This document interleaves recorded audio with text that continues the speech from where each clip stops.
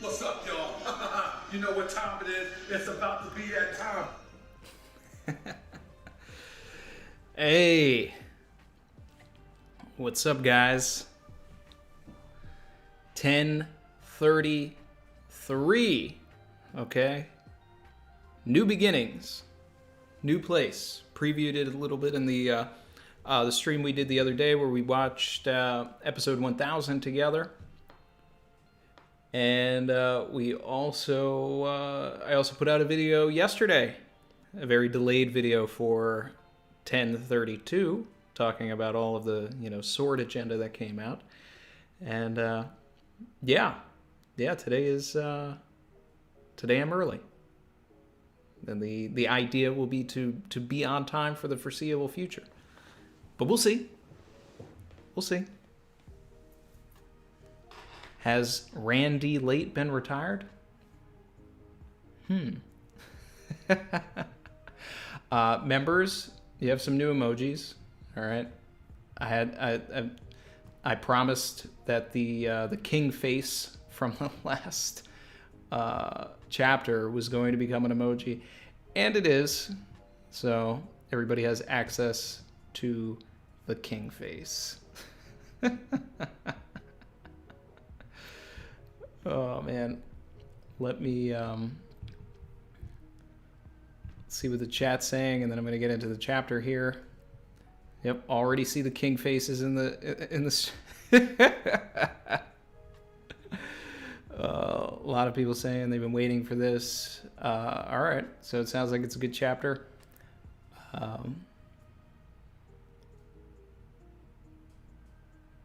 Jerry Gill's review of the last chapter was amazing.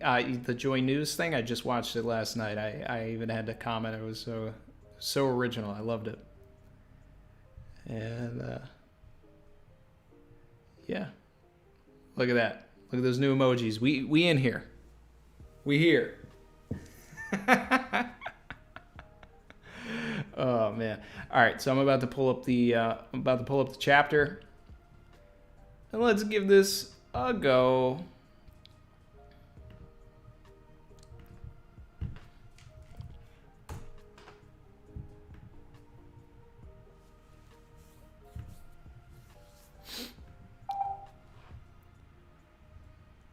Let's see. All right. I was just about to post in the Discord. Evo, thanks for beating me to it.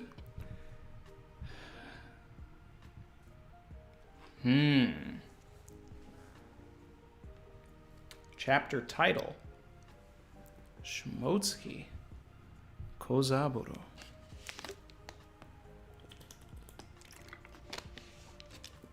Oh boy. All right. Let's get this OST popping. Chapter 10:33.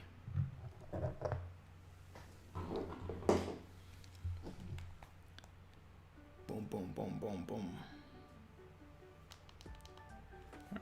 All right. This is a banger. All right, here we go.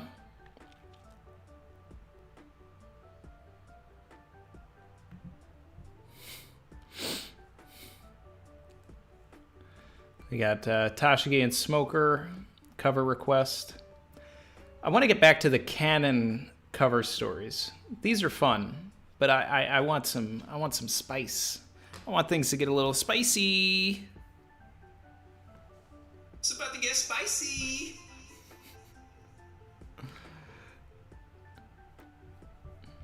All right.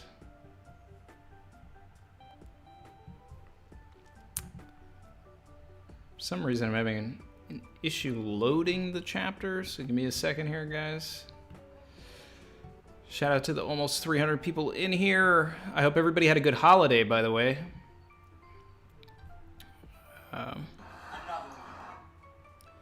Killer B, thank you for joining. All right, here we go. First page, we in here.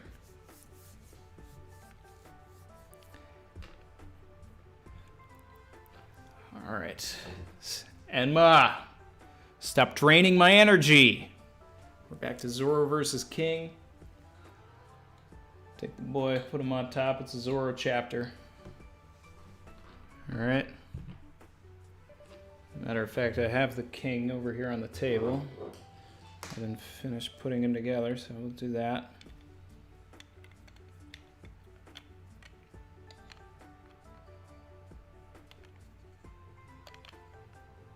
Yeah. I'll put the rest of them together later. There we go. Props! Shout out to DJ BJ32, said don't forget to like and subscribe, guys and gals. Thank you. Thank you, my man. I often forget to say things like that. The YouTube stuff. Stop draining my energy without permission. Trouble in paradise. You gotta give King that sultry voice. He's in that gimp outfit. Huff huff. Huh? What are you trying to pull? Man. Ah, a direct hit. What? What's this explosion here?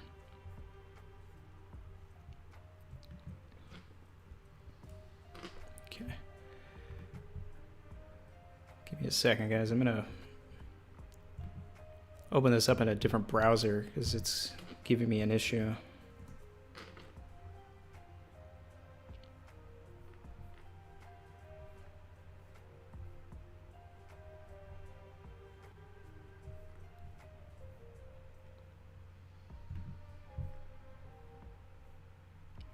All right.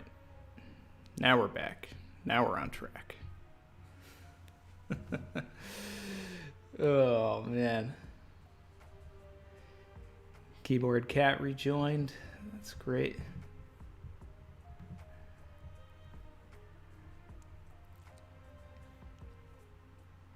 Ooh. Some Sanji stuff. Oh, man. Oh, I do have the apron nearby. I was like, oh, man, do I not have the apron? Skull Dome. Left Brain Tower. Pleasure Hall.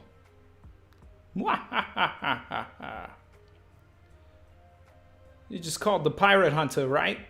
He doesn't stand a chance against King. He's a surviving Lunarian. They were all supposed to be eradicated. Those monsters could thrive in any inhospitable environment in the world. In the distant past, they were considered gods.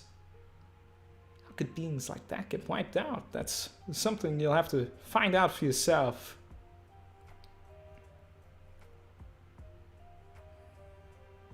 Alright, Queen goes to shoot one of his lasers, then we're back to some Zoro stuff here. Onigashima. Is it Momo on the bottom trying to do something?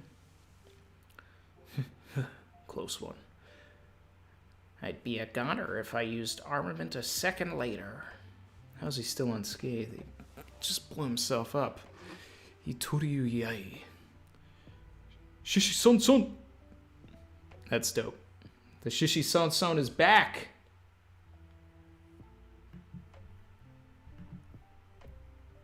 Someone in the Swabush said, Christopher Wall Queen. Love it. Oh, man. He's bringing it back. The Tempura Shigan. Nothing? No way, that was one of my strongest techniques. Stop it. Enma! Not now! Ooh, Zoro got hit.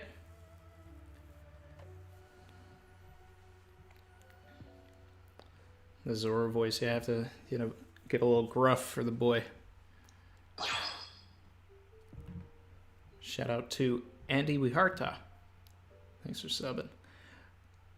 A swordsman beating by his own sword. That's a first. Sendai Kitetsu. You already wield Sandai Kitetsu. That is one of mine. What, really? It's cursed. I can't sell it to you, you moron. If you end up dead, your blood would be on my hands. Shout out to the boy Ippan Matsu making a return. I'll take it. Risking yourself to save a sword? Have you lost it? It burns. Yeah. What a relief. It didn't fall off the island.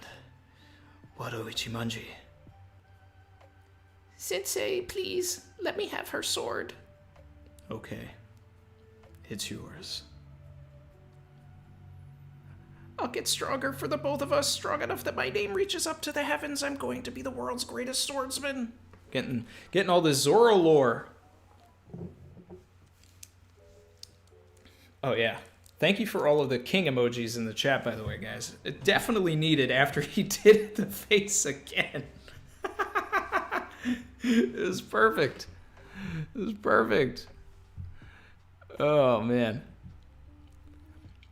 It must be fate.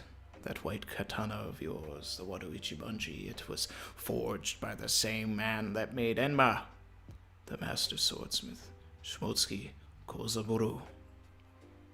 I didn't have time to think about it before, but how did a sword from Wano wind up in the East Blue? It's because it was the Gramps from your village, bro. The SBS already told us this. Imperial Twin Blades. So you've picked up your 3 swords. And this is the chapter where Zoro just over and over again reminds us the names of his swords. Wow, his arm is looking terrible. It's like Crocodile just showed up and used Barkon on his hand, on his arm. The shot of him falling. Sorojuro, I was told not to say Sunachi. It's just something I heard from an old geezer in my village. I've never used the word myself. That geezer always sat by the shore. I never bothered learning his name. Another one. Shout out to Anthony Rieger. And I only found out he was Kuina's grandfather after he croaked. The master swordsmith, Shimotsuki Kozaburo, left this country illegally over 50 years ago. Ooh. Oh,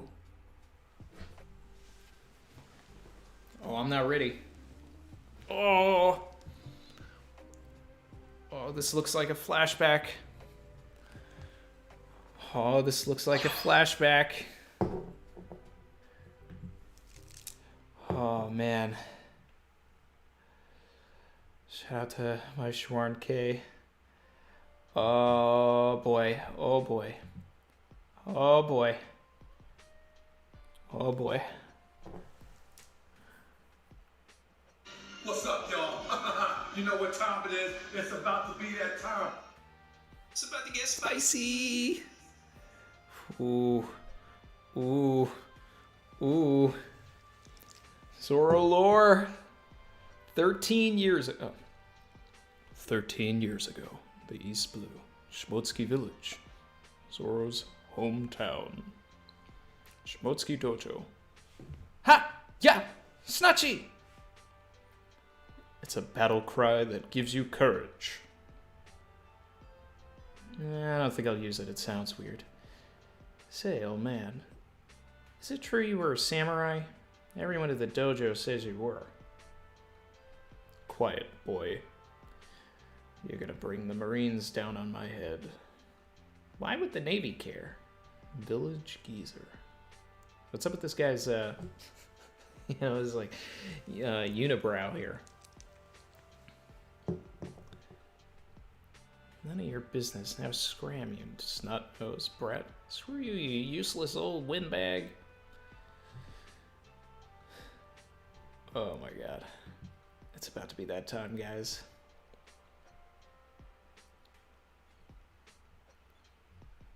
Chrissy said, as a Zoro stan, I'm super happy this chapter. Oh, man. Ha! Yeah! Next page. I should put the geezer voice on for this guy. You fed up with practicing at the dojo? I lost to Kuina again. I need to train non-stop. But, what? But I don't have any money. It's fine. Take them. They're not much anyway. I can only make ones like these now. Use them for your trading. Listen, swords exist to cut people down. When smiths create them, they ensure they can take as many lives as possible. Each blade is like a person with a unique disposition. A swordsman is one who tames the sword wild nature and bends it to their will. We know this from the SBSs when Oda gives these swords faces much like this old geezer.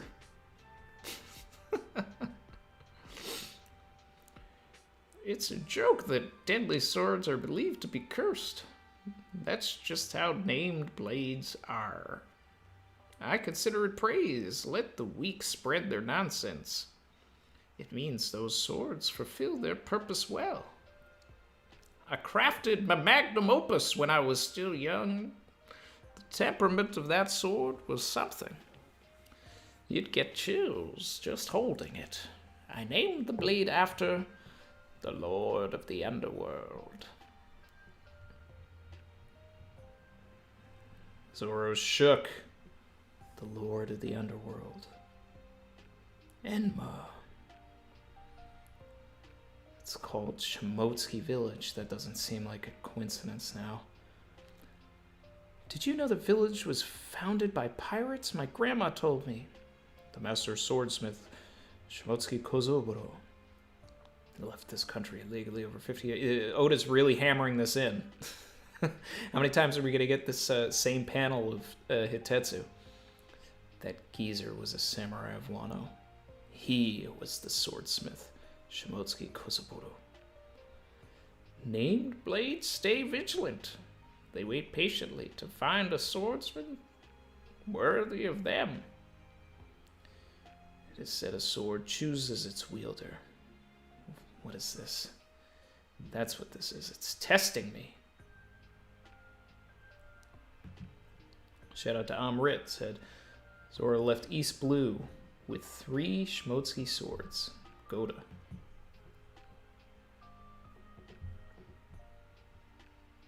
Sword isn't acting out of malice.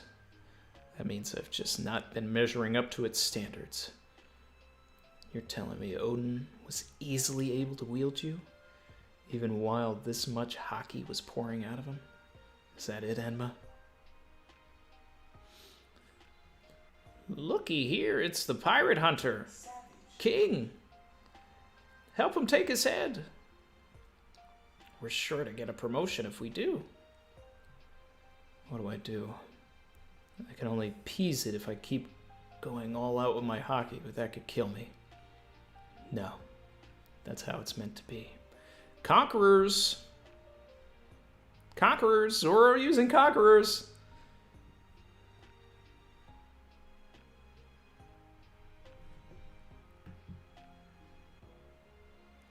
Hey Ryo, appreciate you, man. He said can't stay, but have fun, Randy, in chat. I saw it was your birthday recently, man. Happy birthday.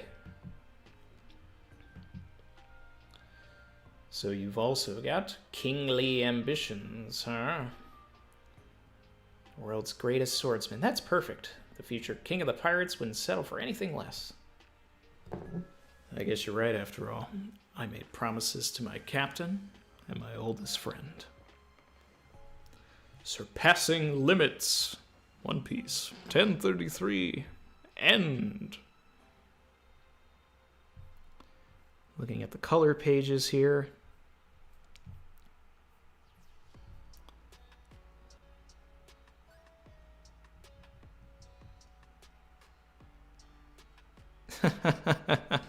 Did you guys see this when you scroll down at the bottom of the chapter?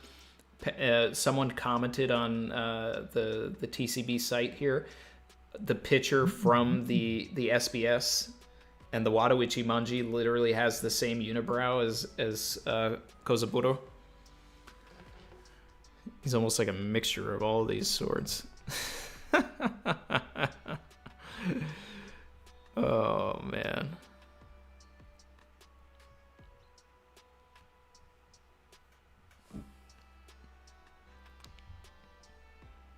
This is great.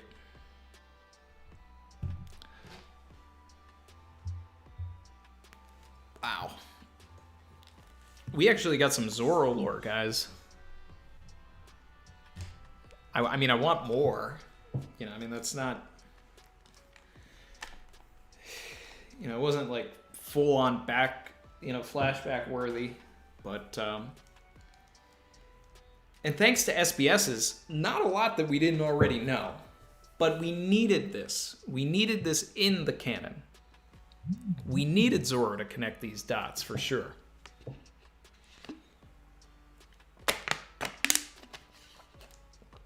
Shout out to T-Bomber74, said the strongest swordsman has made center stage. I mean, if he can master Enma, he's going to be that much closer. Shout out to Nick Can't Snipe. So a cursed sword is just any Meito that has faced a lot of blood in battles? I don't know.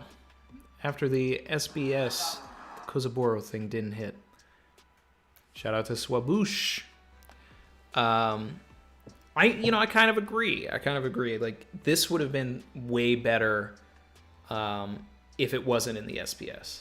Like, this is an opportunity. This is a situation where Oda like diminished the impact of a reveal by giving away too much in the, you know, extended content. But the thing is that if this never happened in any sort of chapter and it was just in the V recards and the SBSs and all of that, we'd be sitting here waiting for it. We'd be saying that that's a missed part of the arc, right? Zoro needed this. He needed to reach these heights, and he needs this development. It's still, you know, really great that that Oda did give us this, though. We needed it. Whether it hit or not, it was necessary. Is the point I'm trying to make. Shout out to Mark Creasy, my guy, said, happy holidays, my man. Happy holidays to you too and everybody in here. Honestly, I couldn't even analyze this because it was just pure hype. Also, the bro love Zoro has for Luffy is undefeated. It is always undefeated. One of my favorite things is when he just says captain, you know? Like, even that moment, you know, right in Romance Dawn, right at Shellstown, you know, big shout out to that. Shout out to Chin, a guy I remember for 7 months, said, Randy, I believe Odin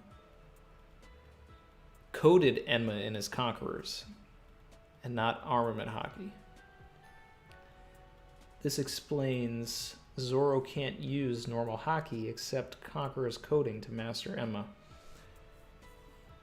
True, because Odin did have Conquerors and he was, you know... Did we see Odin use the hockey drip? Because I feel like the first time we saw it was the clash between Whitebeard and Roger. That was like the first time we ever saw that. But it makes sense if Odin, you know, could eventually reach those heights as well. So for Zoro to actually conquer Enma, he's got to be able to put forth the same amount of hockey that Odin did, because it's what he's used to. It's what Enma's used to. Shout out to Rhinestone Samurai, member for 5 months. Would have preferred sword lore as opposed to sword lore, but I personally love that Oda used the face from the SBS. It gave me a good laugh. Cheers. Yeah, gave me a good laugh too, because that's when I was looking at the guy, and I thought that was the case, right? And then I was glad that someone actually put the image at the, in a comment on One Piece chapters, because I was like, this really looks like what Oda draws, these swords to look like. And that's what it was. So, let's see, I think I missed something up here.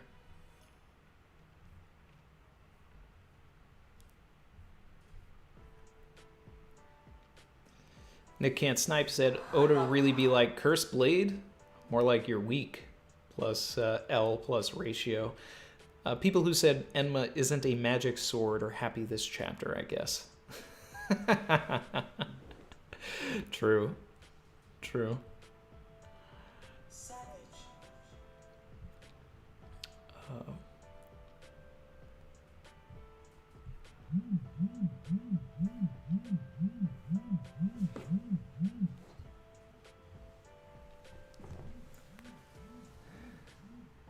Can we get a Steve Buscemi King?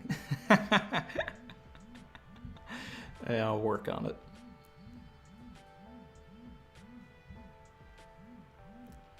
This is a jam-packed arc. Kuina didn't inherit the unibrow.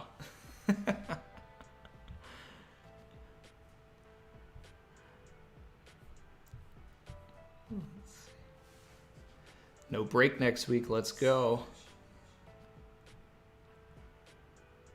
Gum Diesel, great chapter, but the King hockey should have been more dramatic. Yeah, I'm waiting for this. I'm waiting for this whole fight to really reach its top moments, right?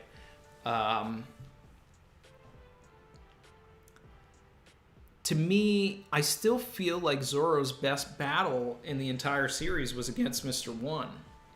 And that's the level of, that's the height I want to get back to. Where, you really see Zoro getting tested. And instead of Zoro getting tested by King, he's getting tested by his own sword, which is, a little awkward almost. But still necessary. Still necessary. Enter a name, member for 7 months, said, love when fodder still pops up in a fight just to comment something dumb and get hockeyed. We need moments like that to remind us that there's a lot more happening than just the crew fighting, right? There's an all-out war going on, just as Luffy said, so many chapters ago and recently in the anime. We need these moments that remind us that there are a bunch of people on this island. So there shouldn't really be anywhere to go on Onigashima where there isn't a ton of people, because there's literally over 30,000 people that are supposed to be a part of this right now. Shout out to Keyboard Cat, who said, a stupid theory that I can't get out of my head. How would you feel if Toki and Ryuma or Zoro's parents via time travel shenanigans? No. No way.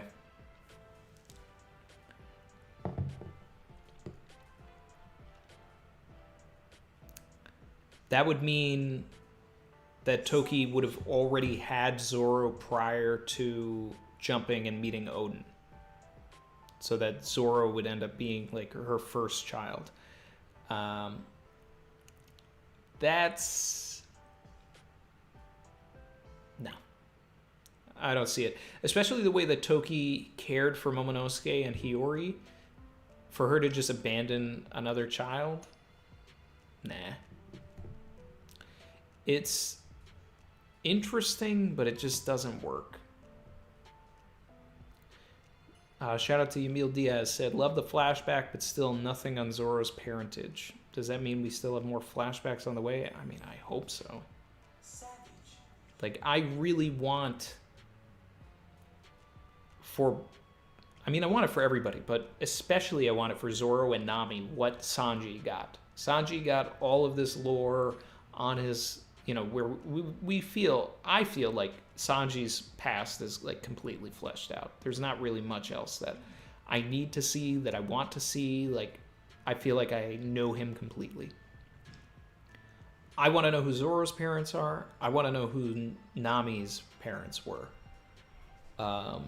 Also Frankie's, because they were pirates as well. So I kind of, you know, I want to see that.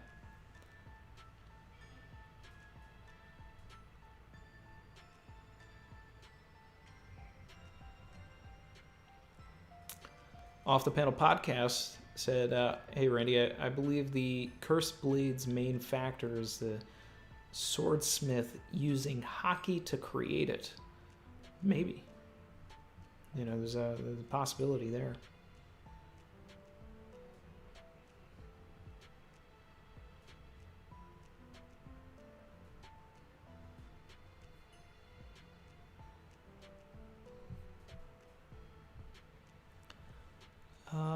Let's see. JA650 said, I can't wait for more of Zoro's past. I'm right with you. Definitely. Shout out to Klaus Huber.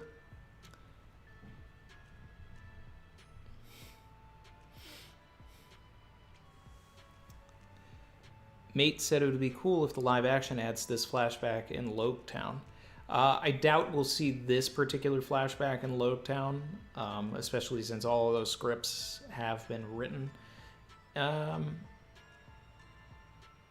They could, you know, if they wanted to, when they're like showing Zoro training, they could have, you know, Kozaburo or an old man just sitting by the sea. That's all I would really do, is just have a shot of like an old guy sitting by the sea. And then if they wanted to be smart, they would shoot it and save it for later. But, you know, we'll see. My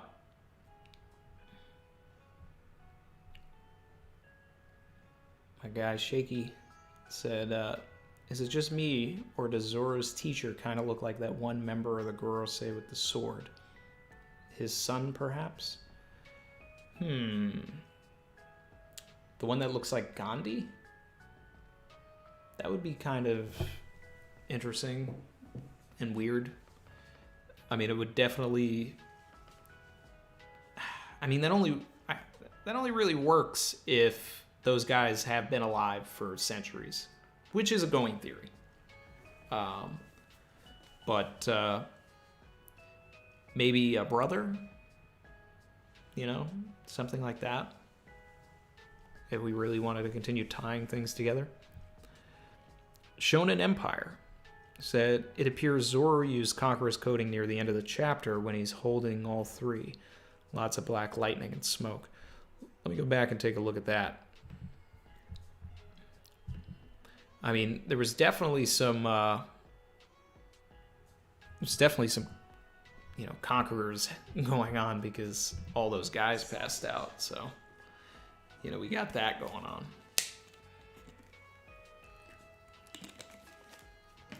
Guys, we got some Zoro lore. But we need more. More Zoro lore. More lore. Oh, yeah. Yeah, we do have some black lightning coming off of these swords at the end. Thank you for pointing this out so I could look at it. And it's not just one sword either. It's all three swords. Oh, this is nice. I like this. I missed this detail. Zoro's ready. Zoro's ready. These guys passed out because he put conquerors on his swords. Oh, I'm here for it. I love it.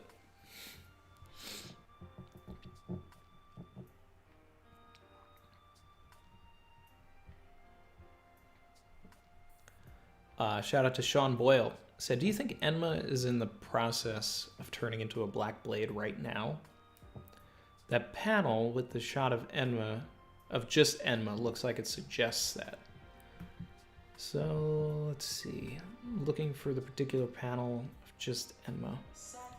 Well, I'm assuming you're saying the panel on the second to last page where Zoro is saying, talking about Odin was able to easily wield you even while this much hockey was pouring out of him.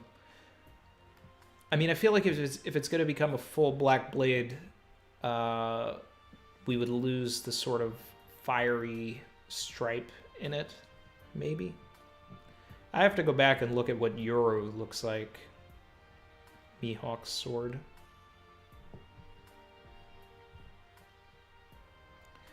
I mean, when I look at these other swords that are being shown, they have the white stripe on the end indicating that, but on Enma there is no white stripe. But that really could just be Zoro having armament hockey on it right now and like also coating it. So I think it's going to be a really big deal when Zoro turns his blade black, and we're going to know because there's going to be some sort of an indication, because there's no way for Oda to expect us to understand that a blade turned black without him mentioning something. And I don't know if it's going to happen in this particular fight. I think that this is the setup for it to happen in the fight in the future. I think it could happen against like Shiryu maybe, so that he's ready with black blades to go up against Mihawk. That's a possibility.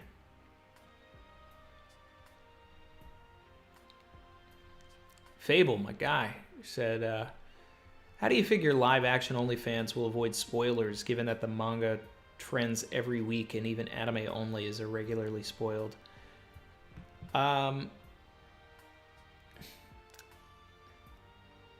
They're gonna get spoiled. You know why? Because people are going to say they're starting to get into the series and they're going to watch the live action and they're going to comment their journey on like Facebook or Instagram or some sort of social media or even Twitter. And then there's going to be that jerk that just writes, Ace dies. Like I see it all the time when I'm on like social media. There's like all these people that are happy, like, hey, I'm starting One Piece. And someone just like floods with a bunch of images of spoilers or, puts like a really long, like heartfelt comment, and then like in the middle of it just puts Ace dies. So as you're reading it, like you're getting spoiled in the middle. Like there's so many just like awful people out there. So they're gonna get spoiled. It's gonna happen because you can't, it's like it's gonna be up to the live action fans to enjoy the first season so much that it makes them want to seek out the manga and the anime. So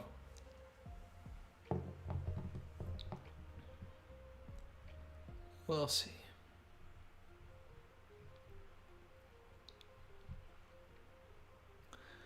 Yamil Diaz said, so why did the government want Kozaburo?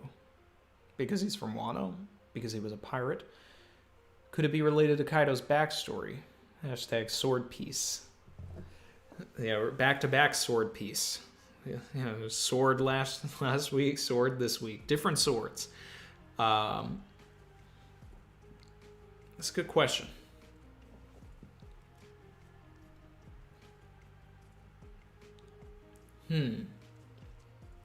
Well, I mean, it's implied that he was a pirate, right? So I don't necessarily... The timeline doesn't really work for him to have had something to do with rocks, but maybe? I mean, he already would have been active at that point. Yeah, I mean, I think this is the question. This is what we need to ponder and what we need to work out. And I want to see other people's ideas of what this question is. Why did the government want Kozaburo? Maybe because he knew something. Maybe he has ties to the true history in a way that the Kozuki clan, they made the poneglyphs, right? But maybe the Shimotsuki clan were also helped in that process.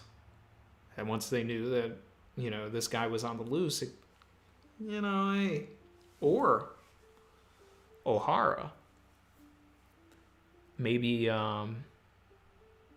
Kozaburo was instrumental with like helping Clover unearth some things.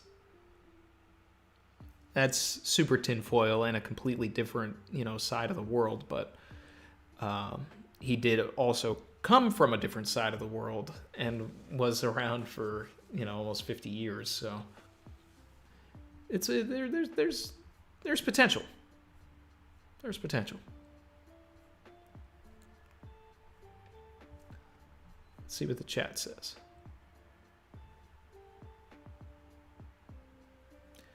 East Blue Drew said, I feel like Kaido is beating Luffy's ass off screen. Probably. Chin said, how did the old geezer die anyway?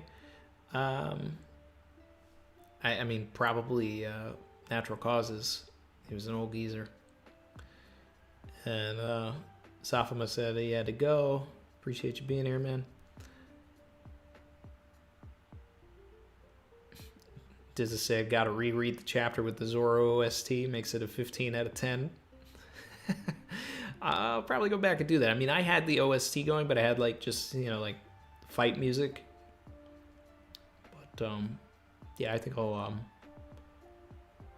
when I do a reread of it, I'll pump that at Zoro OST for sure.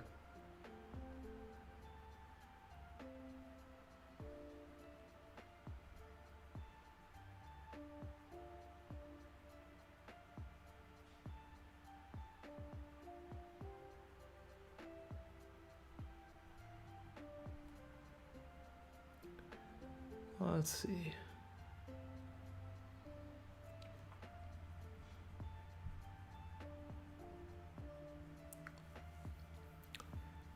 Very motivated said, Master Swordsmith with knowledge and experience working with rare resources from Wano. They could have wanted his knowledge. Good point there. Good point there to make...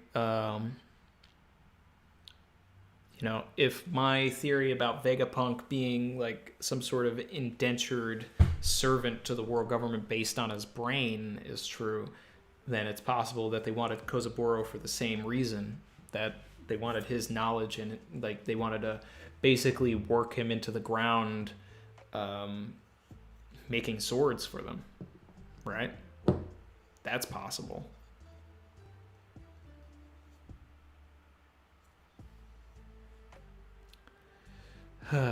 Lucy B said that she once saw a reactor literally watching episode 1, and someone commented that Ace dies, and I'm like, what the... Oh my god.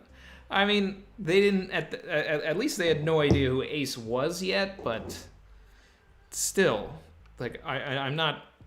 trust me, I'm not defending that in any sort of way. That's just awful.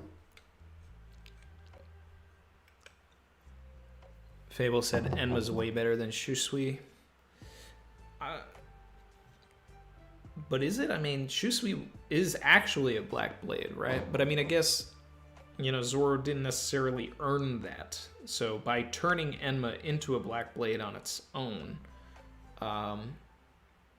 it'll basically be all the more better for it, right? Because we'll actually be able to see his growth as a swordsman. So I think that... Shout out to Mr. Venator, 86. Said, Enma in Zoro's mouth equals King's face. You think he'll switch out the Wado Ichimonji and go for the kill with Enma as the mouth sword? Pause. Maybe. I can't imagine he would ever trade that's like the Wado Ichimonji's secret spot. I don't know. The Wado is really the blade that I want to see Zoro turn black the first, the most. It's his most important sword. it's going to mean the most. But then, you know, could that be what Oda is saving for the end, right? Like the Wado will turn black when he beats Mihawk, and that's, you know, that's sort of the signifier that he's become the world's greatest swordsman, right? Potentially. We don't know. We'll find out when we get there.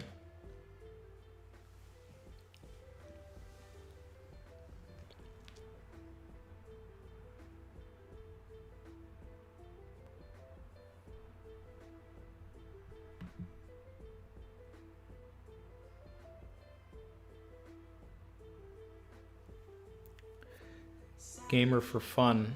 You should be watching on one pace.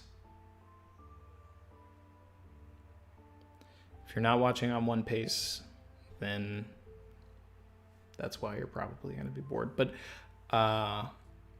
we are getting into heavy spoilers for the future of the series, but you should watch on one pace. Dawn Knight, 1993, said, thank you.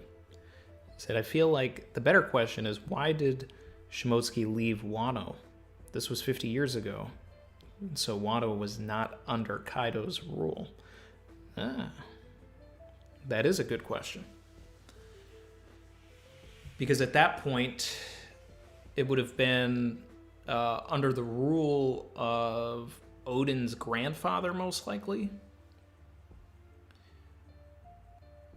Yeah, that's interesting. Why would he have wanted to leave?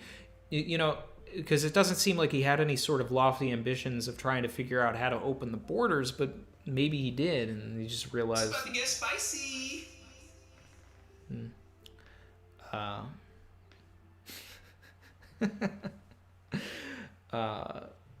Yeah. See, this is why we need more Zoro lore. This is one of those chapters that just, you know, solidifies that One Piece is going to be going on for another 10 years. You know, we get some answers. We get one answer and 3 questions.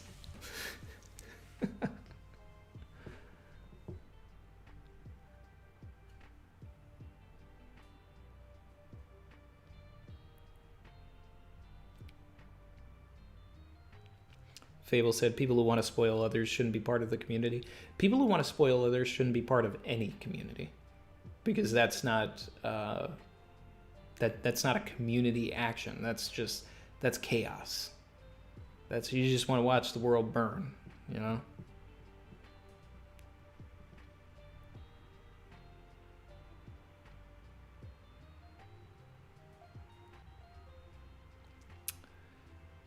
Namit said, why didn't Shusui test Zoro the way that Enma is testing Zoro? There's definitely something to be said about that.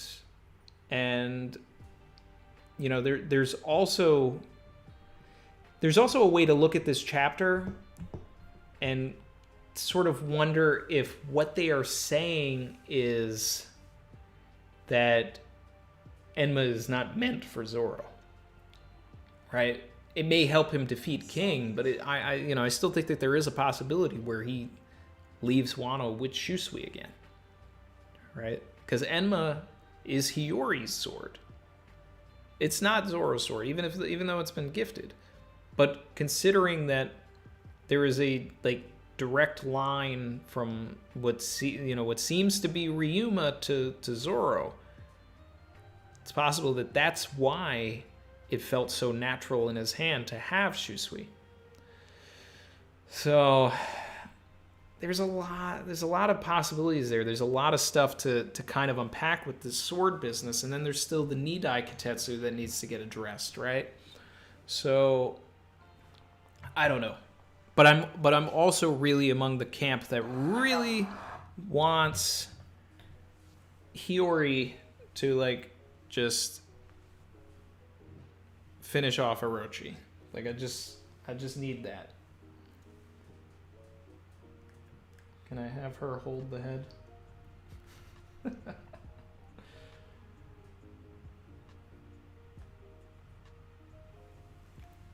gonna take too long.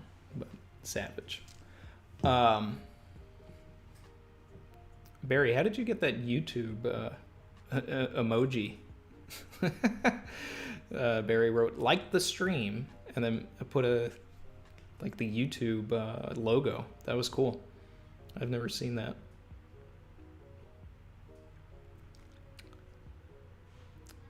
Name said, will Zoro fight Shiryu or Mihawk first? I mean, I'm fully expecting Shiryu first. But, yeah. Harry G said that he's currently rewatching with One Piece and that he's on Sabaudi now. Shabandi. That's cool. Enjoy, man. It's Dressrosa hits different on One Piece, for sure.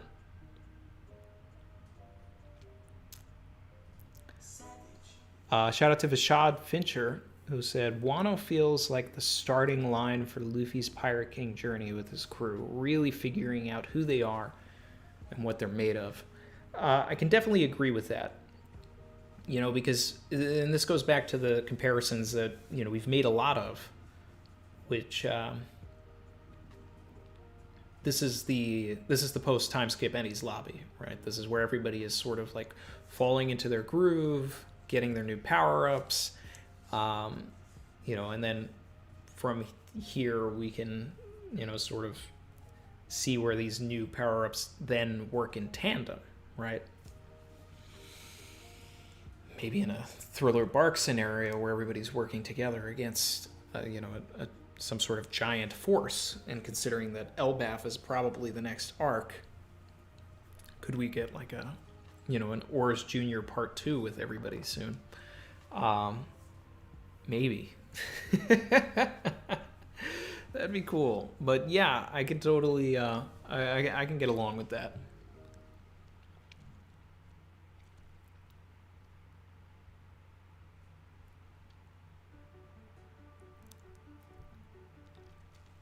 Shout out to Patrick Fowler, member for 7 months, said, interesting that it seems like Kozaburo made Zoro's 2 original unnamed swords. Seems like Kozaburo's will was too weak to make named swords at that point.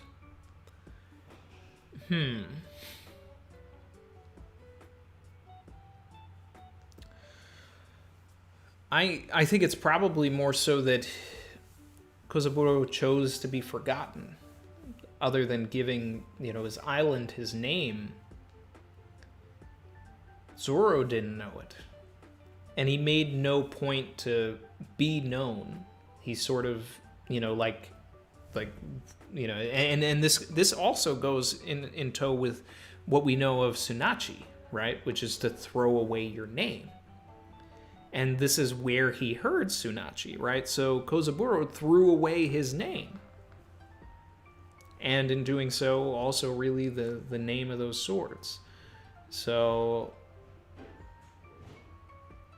Kozaburo might be one of the few people that has like died in One Piece because he's been forgotten also, but now he's being remembered. So he's, you know, he's coming back to life One Piece style.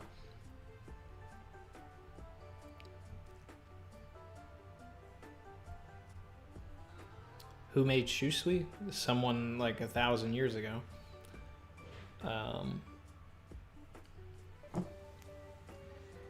Kip/C-Sway said, how strong is King relative to Kaido? So this is, you know, obviously we're to believe that Kaido is stronger naturally because he's an emperor and, you know, we've seen more interesting feats, right? But then you take a look at the attack that Zoro used in the previous chapter, the Kala Sutra. Like, I mean, that was that's what Zoro did in like 1003 or something, right? When Kaido was in his dragon form, and it looked like it cut him, right? It looked like Kaido was bleeding. Meanwhile, King didn't bleed at all. So it seems like maybe Kaido is stronger offensively, but King is maybe stronger defensively and like has a, you know, a tougher skin. Which then leads me to believe, if we're to understand that Sanji's power may come from Lunarian DNA, and this is even further emphasized by when you watch the anime and you see the King versus Sanji fight. The way that King, kicks Sanji with fire is very reminiscent of like how Sanji now uses the Ali Jambe without having to spin. So could it also be that the Germa toughness, the Germa durability is actually also tied to the Lunarian DNA, and that they're just naturally durable people? I feel like that's a possibility as well. So in doing so, we'd also get that thing that Oda loves to do, where anytime he one-ups Sanji over Zoro, he finds a way for Zoro to one-up Sanji like immediately after.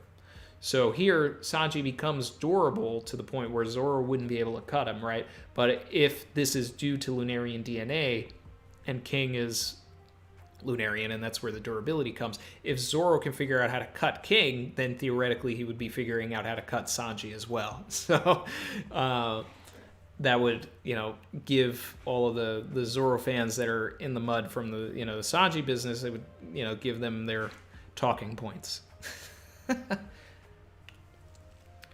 Yeah, so take that last part, speed it up 2 times, and there we go, I'm power scaling. Fable said, Randy, keep pushing that Hiyori agenda. I need Oden Nitoryu from Hiyori. I need it. And then I need all 8 of the heads and the tail, because the tail's part of the lore. You gotta cut the tail. I need all of it, and I need it to be Hiyori. Wow, you guys really found that YouTube button. I love it.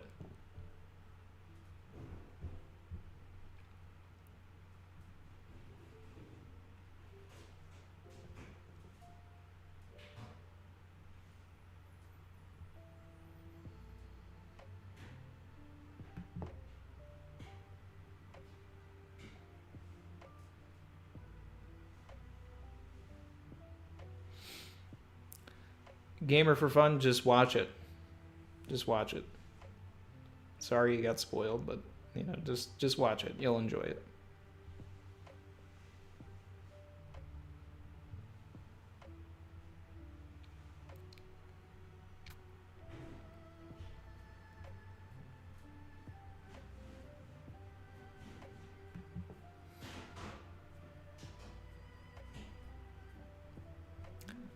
Galaxy, you don't need to time out that guy. I mean, I don't know why he's in a thing for the current chapter and he's nowhere near this, but you don't need to time him out. Chen said Hiyori's only got 1 sword. Randy, what's the other one? Well, if she gets Enma from Zoro and has Ami no Habakiri with her, then we get Oden Nitoryu from Hiyori. And I need it to have been taught to her by Denjiro. I want it. Okay? It doesn't, like, it's a very strong desire. All right?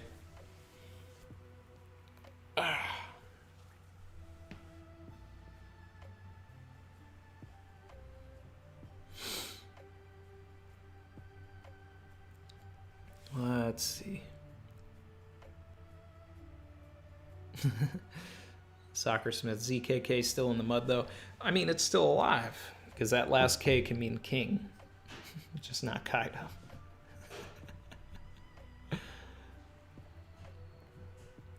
Enough with the Lunarian DNA in Sanji. It's stupid, said Garp's Fist of Love.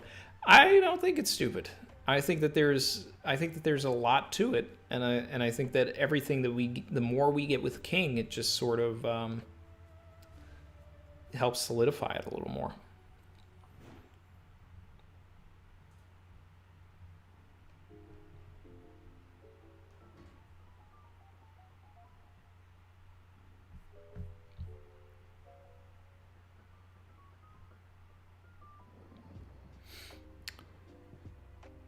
Are Magellan and King of the same lineage? I don't know about that. I highly doubt that. I highly doubt that the government would employ a Lunarian when it seems like they were trying to eradicate the race. You know what I'm saying?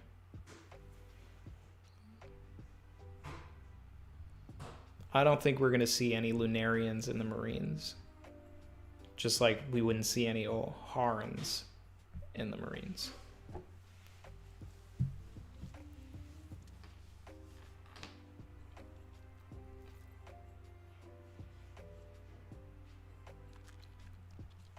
Zoro killed Kozaburo. Savage. Alright. I'm taking a look at the taking a look back at the chapter here.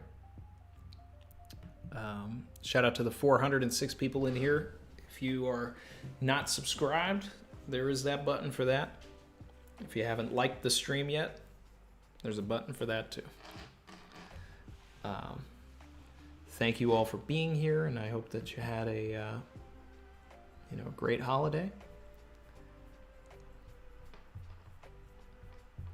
I'm looking back at the chapter here, doing a reread to myself, not out loud.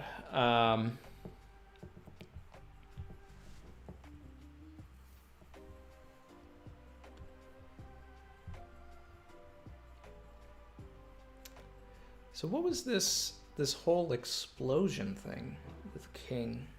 Like, this was weird.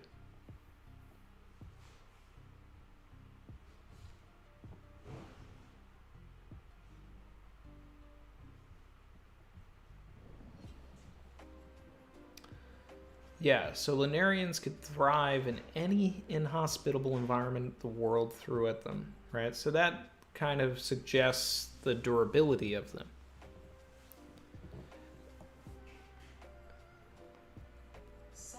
I don't know, the more and more I think about it, I really think that it's Lunarian DNA that was spliced into the Germa. It just makes the most sense. Shout out to Jacob for subscribing. Thank you.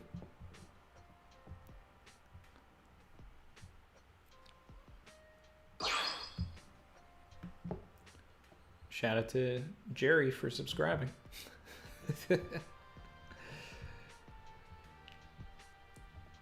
Appreciate it. My favorite panel on the whole chapter is definitely the Lion Song page, the Shishi Son Son. It's visceral. It feels great. It's one of my favorite Zoro attacks. Period. And it serves to show how durable King is to begin with, right? Because I mean, like, think about the times that he's used that attack, right? He used it to defeat Mr. One, who was a steel man. He used it against Kuma and actually, like, ripped the steel that was, modifying his body, right? And now used it against King, and it did nothing. So basically, once Zoro is able to finish this fight and beat King, he's going to be that much closer to being the world's greatest swordsman and being someone that can cut diamond, just like Mr. Once asked. He is going to level up so much at the end of this fight. This is, as I'm rereading it, this is a way better chapter than it was on just a first read. This is what we needed. We need to see Zoro struggle because he has not struggled in the post time skip. Everything's been coming so easily to him.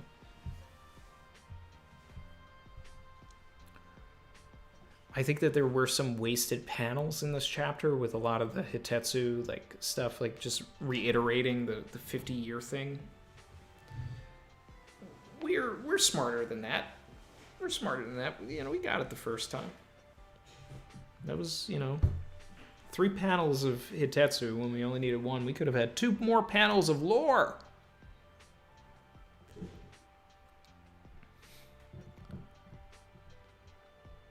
I really hope Zoro does fall to wherever Hiyori is.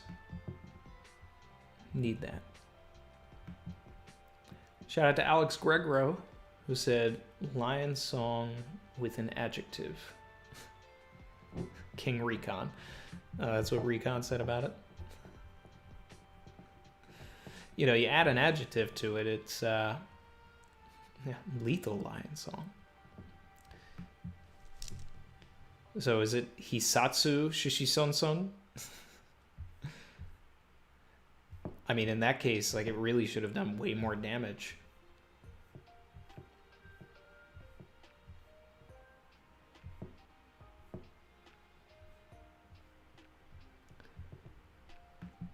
Tennis Submarine said anime onlys don't read SPS, which is a good point. So this will hit way harder for anime onlys.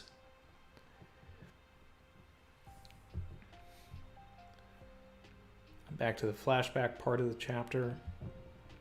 You know, it's interesting when you see the first panel of Kozaburo, you know, from behind and all of that. He almost looks like a Tengu. He looks like Hitetsu, the way it's shaded.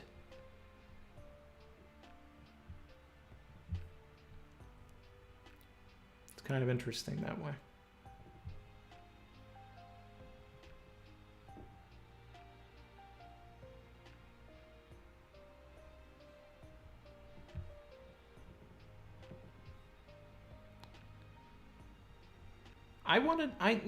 The more I read about this, the more I want to know, like, what Kozaburo's deal was. And what's the deal with the Marines and Samurai? Like, was there some sort of an event that Kozaburo was a part of, you know, that really made the Marines, you know, have their ideas of what Wano is or isn't, and, you know, that basically feeding the the scene with Akainu during the break in Ultimate, where he was just like, hey, you know, we really don't want to mess with those samurai, right? Like, something had to have happened where the samurai came in and just, like, demolished the Marines so badly that they were like, you know what, we're not, Wano's good, we're not going over there. I'm not doing that. There's more people like him and him.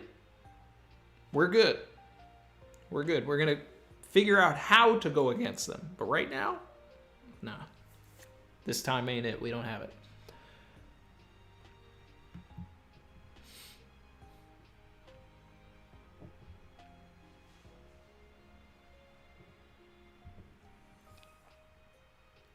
A swordsman is one who tames the sword's wild nature and bends it to their will. So that's what Zoro's doing now. He's trying to bend this sword to his will, but the thing is that, you know, swords also choose people. So it's like, so swords choose people, but then you can bend a sword that you didn't choose to your will, which is, you know, kind of defeats the purpose. But I guess that's Enma is not intended for Zoro, period. That's why he's having such a problem taming it. It didn't choose him, so he has to bend it to his will.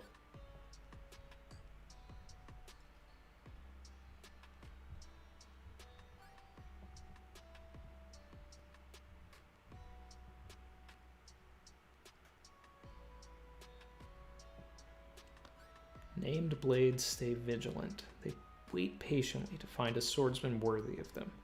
So that means that Zoro is not worthy yet, but could be.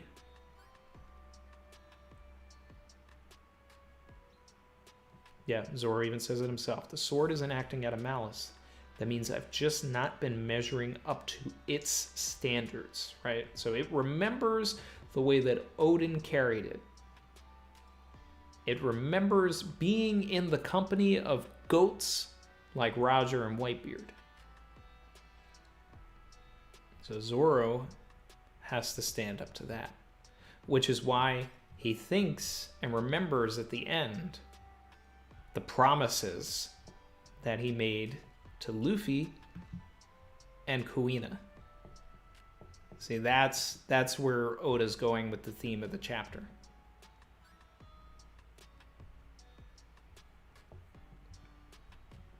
He has to let the sword know that, hey, Enma, you might have been around some goats. All right, but we're the new goats. So fall in line. Yeah, this is a good chapter. I like this. We needed this. The reveal of Kozaburo didn't hit, but everything that he's saying is very necessary. Definitely needed it. Gavin Vales said, not gonna lie, tears were building up as I was reading the flashback. Actually, any One Piece flashback can bring tears.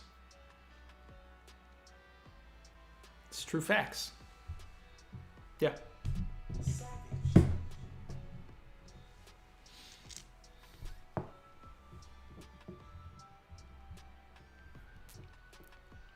We got Zoe in here yelling, ah, real monsters.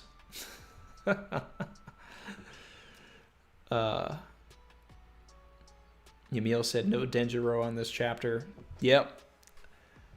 I even had him on standby in case he showed up in the chapter. I was like, let's go. I don't know what Oda's plan for Denjiro is now. So Oda saw that we were catching on. He saw that we were catching on.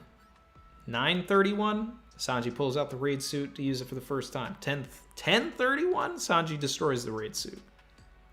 9:32, Orochi and Hiyori together for the first time. 10:32, Orochi and Hiyori reunite.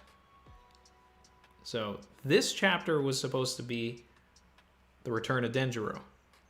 But Oda was like, you think I was going to do 100 chapters in a row 3 times? Nah. Gotcha. Lucy B said, I missed Zoe's super chat. Oh, I'm sorry, Zoe.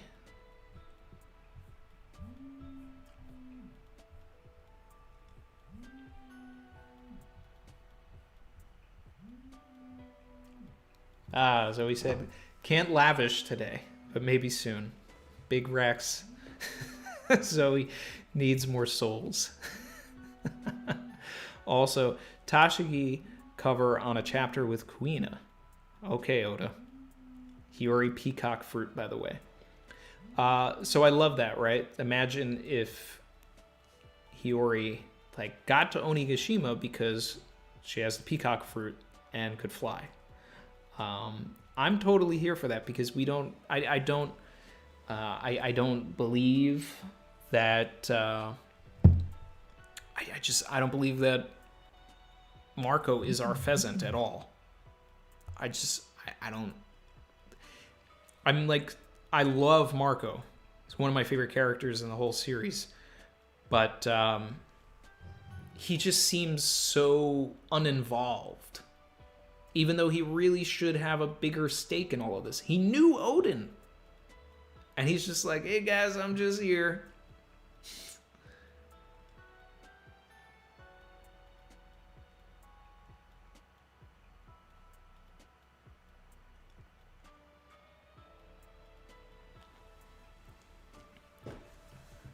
So, I'm here for it. I'm here for Hiyori peacock fruit for sure.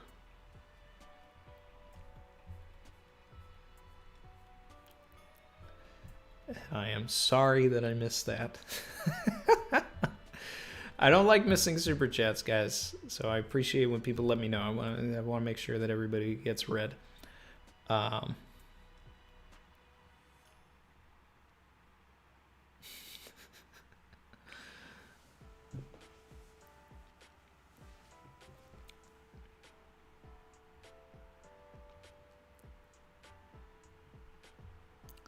Zoe said he's subconsciously telling me to donate more to be read out loud.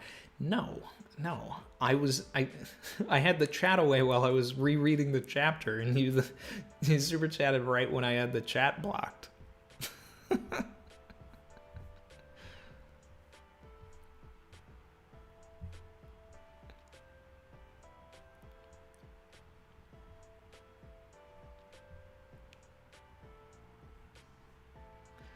I'm loving everybody using the new king emoji.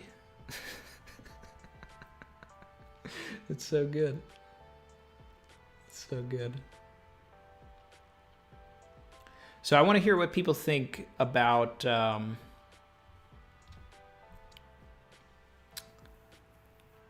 want to hear what people think about why Kozaburo would have left Wano. I want to see what are other people saying? What are you guys thinking? What are you guys saying? Why did Kozaburo leave? And why was he wanted? What's the word on the street here? I've already said, my piece and my thoughts, but I want to hear what you guys have to say and then sort of buoy off of that.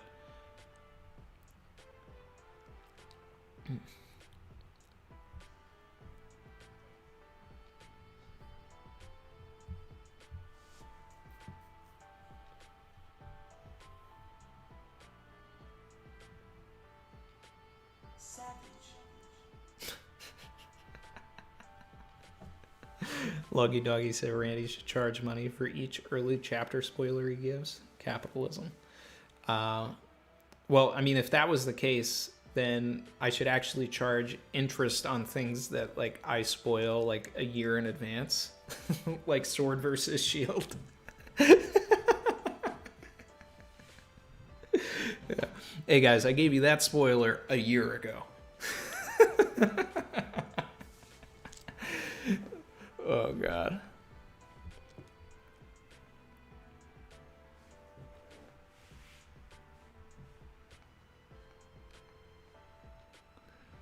Balance has been achieved. The will of the Yonko is sated.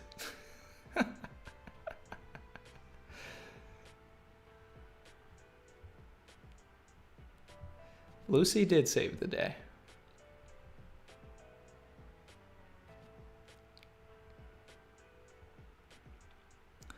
Patrick Fowler said, if a goat like Odin didn't turn Enma and Ame no Habakiri into black blades, then it must require more than just having Conqueror's coding and bending the sword to your will.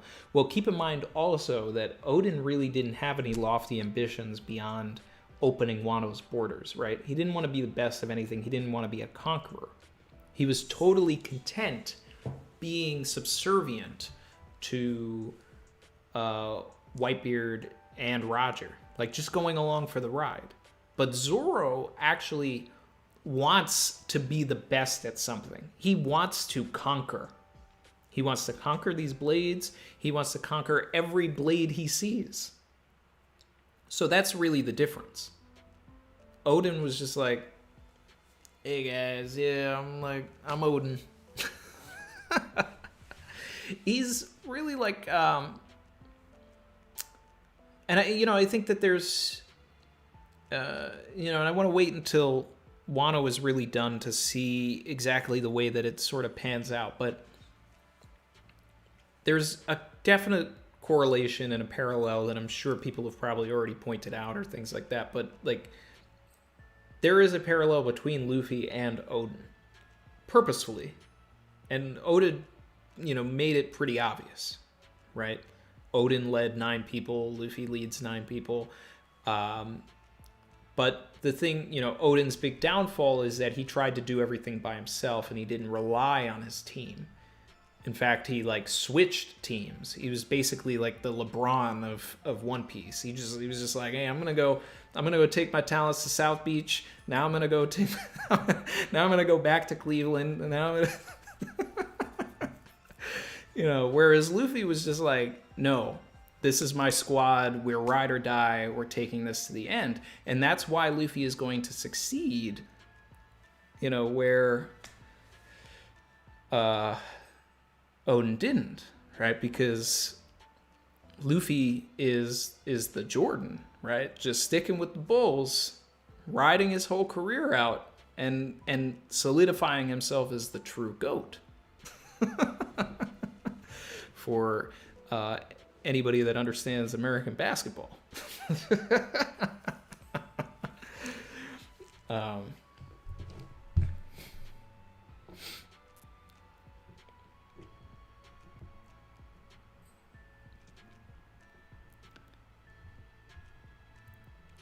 Let's see.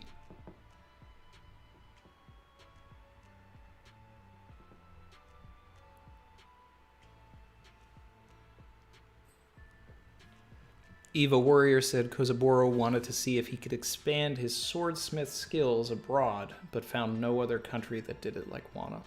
Maybe. That's interesting. Galaxy Vita said he got into a fight about the nature of swords. His blades have too much bloodlust and are made to cut everything. Marines want him because he already made one blade for an Elder Star. Ah, interesting. Okay, so the Gorosei guy you think has a Kozaburo blade.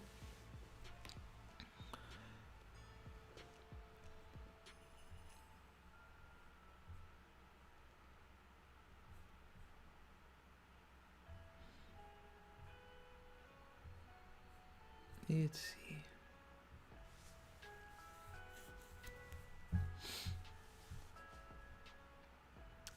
Off the Panel Podcast says probably was an infamous pirate. Yeah, but why? What did he do? Maybe Rox knew something about Wano, went there causing Kozaburo to leave. Maybe why Kaido then knows something about Wano. I don't know. I mean, there could be something related to why Wano is important. Yeah.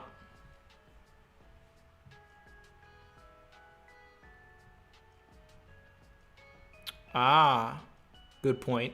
Inya said Village Geezer left 50 years ago, which was around when the Kurozumi purge stuff happened. Orochi is 54 years old. True, yeah. I was forgetting the timeline of everything. Yeah, so it makes sense that... Right, yeah. And we know this because also Koshiro is 50 years old. Or 49 or something like that, and Denjiro is 48, things like that. So, yeah, so it's very possible that like all of that kind of stuff, he just sort of got fed up with all the clans infighting and everything and just wanted to get away. There's maybe that too.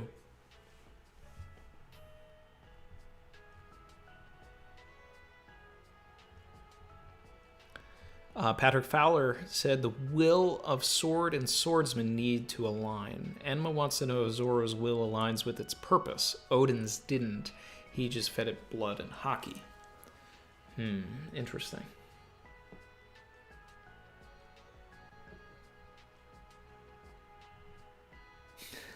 Dizza said Luffy dropped 63 in the playoffs. Oh my god.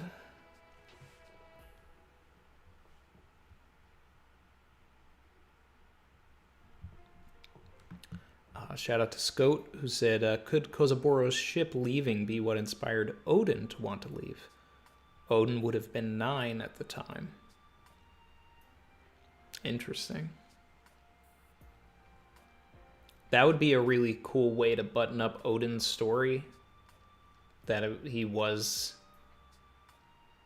like inspired by Kozaburo. Like, I'm totally down for that.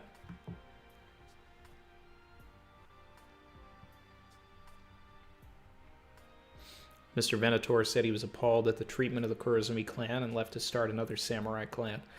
That's, I mean, that's very, that's an easy way to,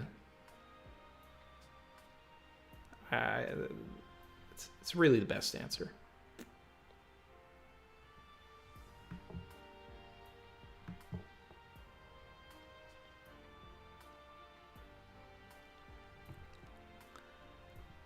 Safamo says, I was arguing with someone on the RFP comments. I don't know what RFP is.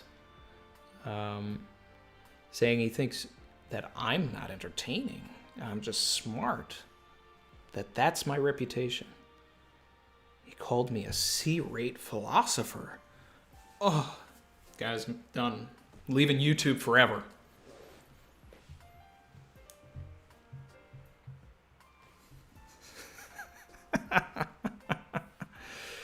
Oh, God.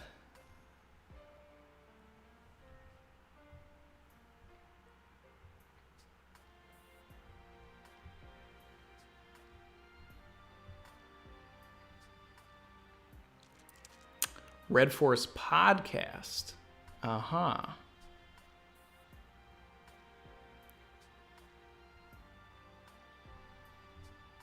Were they talking about me over there or something? I mean, I don't know.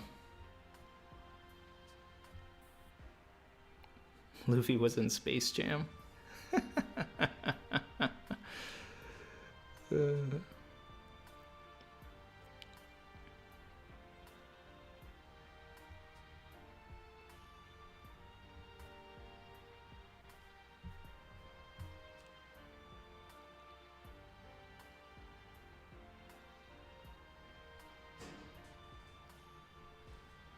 Thank you, Yamil. See, Yamil said I'm at least a B-. Great.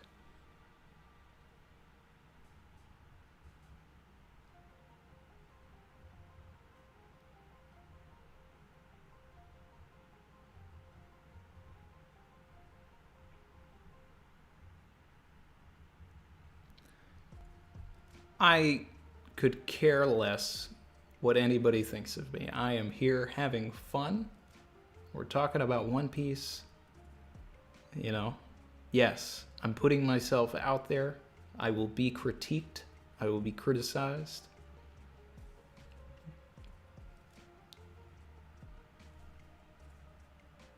I don't care.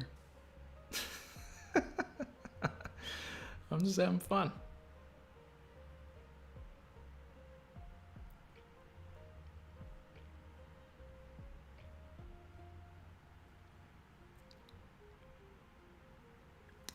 Gamer for fun, my favorite One Piece backstory.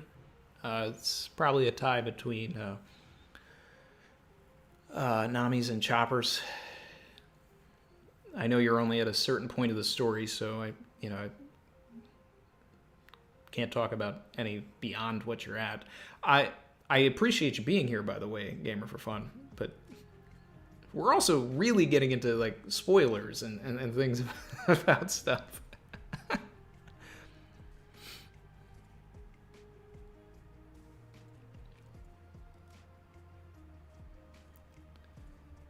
Charles Duchemin said, did you see the potential foreshadowing for the law theory in the cover story? Penguins plus Smoker and Tashigi. What, because there's a member of his crew named Penguin?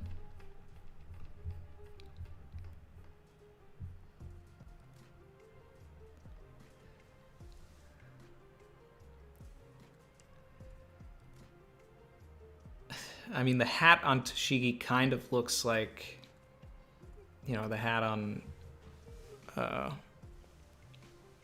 is that Shachi? Penguin? Savage. I don't know. I mean, I'd have to get like real Alex Jones, I think, to turn this into a into a thing, and I'm definitely not doing that. Barry, thank you. Shout out to Barry. Said, Loggy Doggy made a point on Twitter about Kozaburo and Koshiro's contradictory comments. Swords made to kill versus swords that don't cut. It gave me a sword makes the swordsman versus swordsman makes the sword vibes. Any thoughts?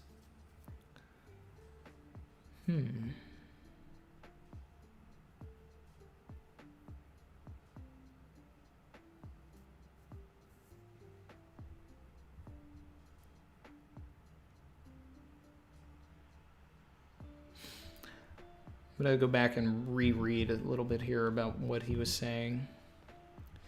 But that's not the first time that we'd have seen things in the story where a father and a son sort of have different ideals or different ways of looking at certain things.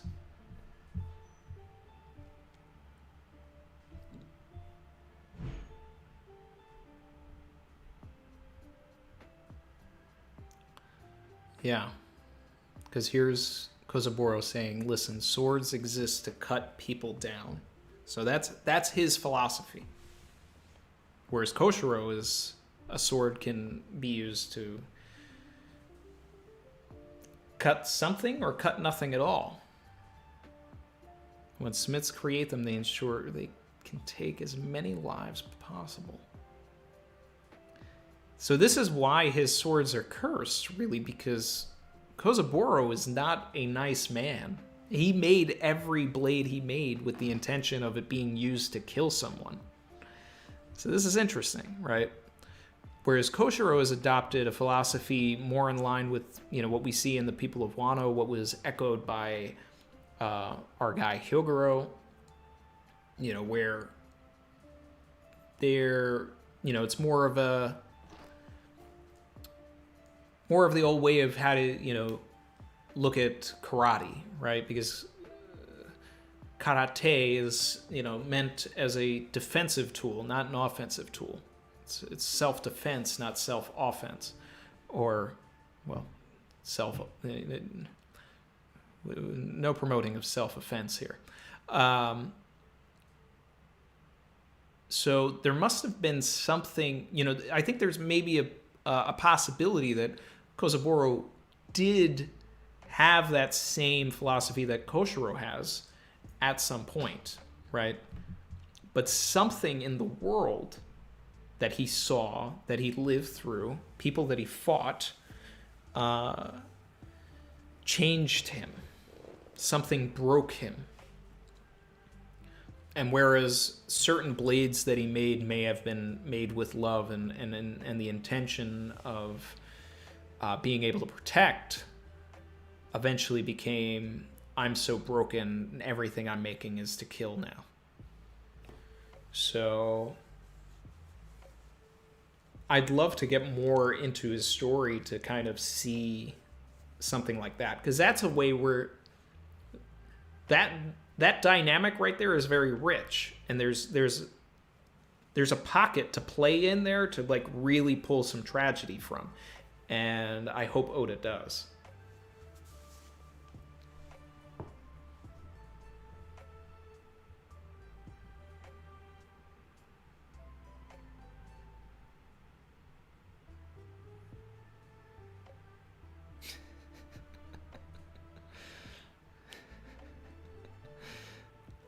Randy isn't C-rate. He's Randy for a reason.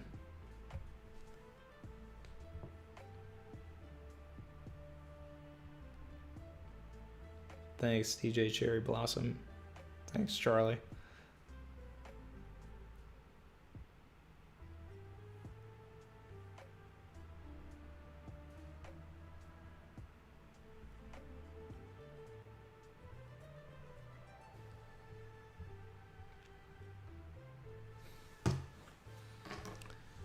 Catching up in the chat here.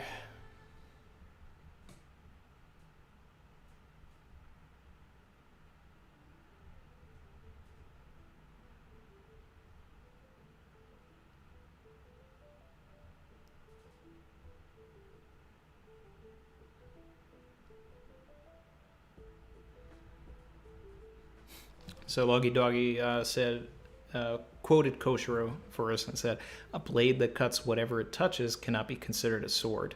Yeah, so there's definitely some like between Koshiro and his father, which is cool. You want to see things like that. I don't want to see it with my own son. I don't want to be butting heads with him, but hey, we'll see if One Piece is real life. Will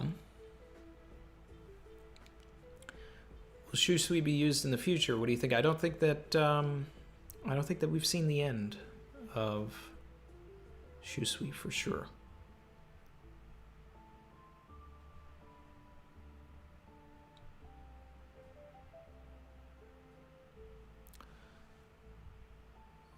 Safama did a coloring of King versus Zoro. He's putting it on the Discord. I'll check it out later.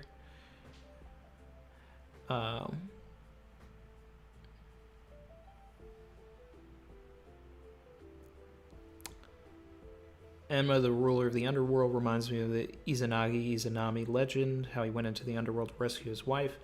I mean, I'm familiar with the legend. I'm trying to think. I mean, if we're trying to say that Zoro's journey to tame Enma is similar to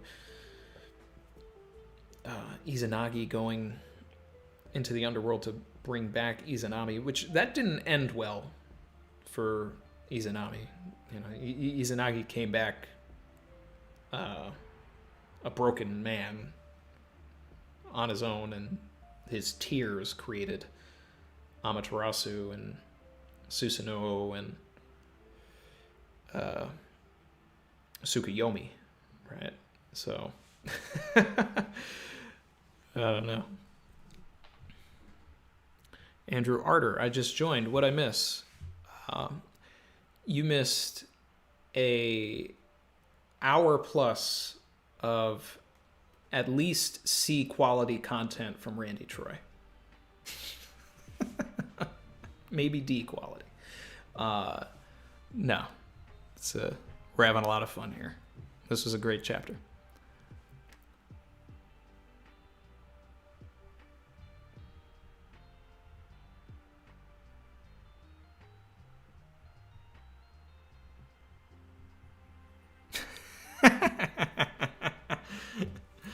Mars, I don't want to be a pirate. I want to be a marine. No, you'll be a pirate.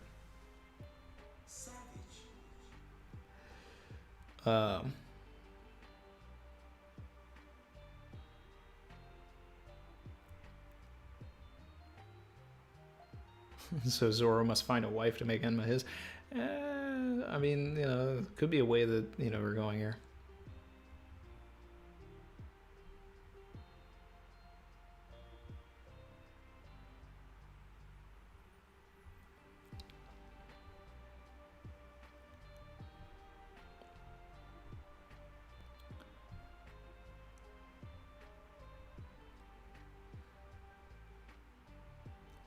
DJ Cherry Blossom said, could the reason Kozaburo left Wano be the same event that made Fujitora blind himself? Do the timelines add up? I'm off the top of my head, I don't know how old Fujitora is. But I kind of feel like Fujitora probably blinded himself not 50 years ago. I think that Fujitora saw something. I just can't imagine that Fujitora has been blind for about 50 years. I could see him being blind for maybe like 20 max.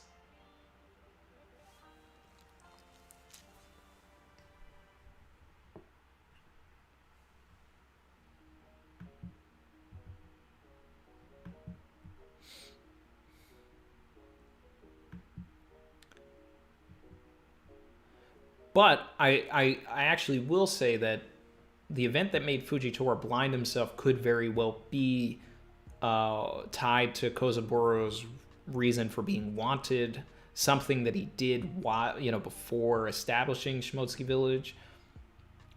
It could be why Kozaburo just chills on a rock and just kind of fishes and, you know, threw his name away. There's things like that, you know, could be. John Doe, the real question is, who is the Roanoa in his name? I had a mini theory that Zoro was half Amatsuki, half Shimotsuki. Thoughts? Well, I think he would have to be half Roanoa, right? I mean, not necessarily, I guess, but I mean, it would make sense.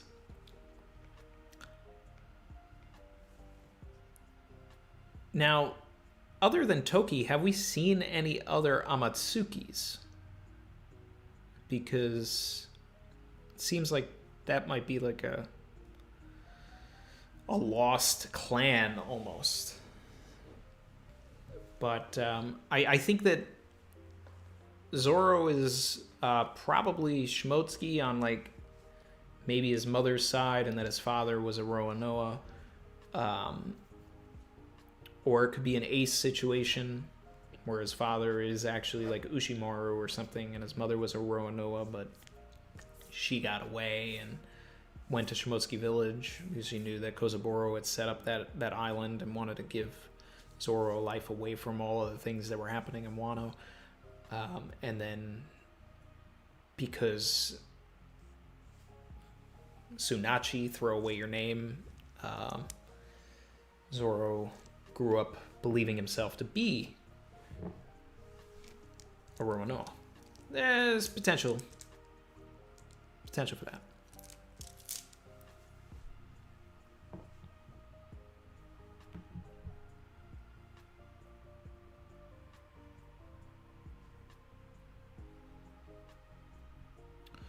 Ooh, we got spam from webcamschats.com.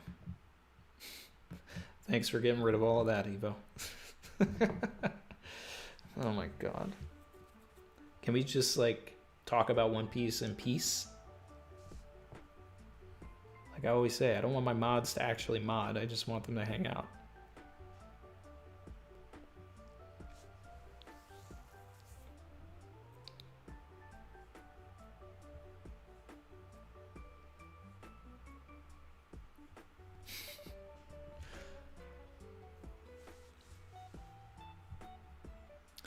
Fujitora is 54. All right, so Fujitora is the same age as Orochi, so he would be 4 at the time that Kozaburo left Wano.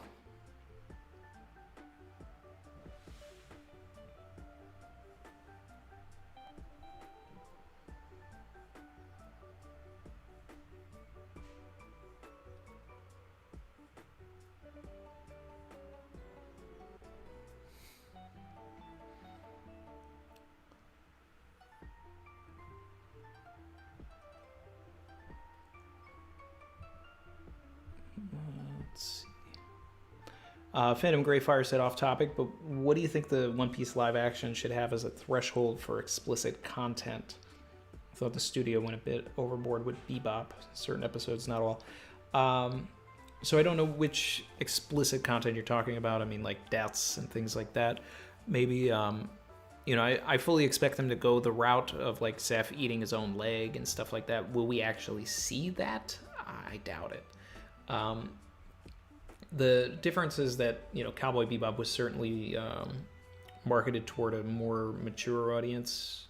And I think their goal for One Piece is sort of to, you know, maybe do like a TV-14 or something, you know, slightly above PG-13, but maybe not quite R-rated, but we may get some things, you know, that feel right. And I mean, and that's what essentially One Piece really falls, you know, into the bracket for anyway.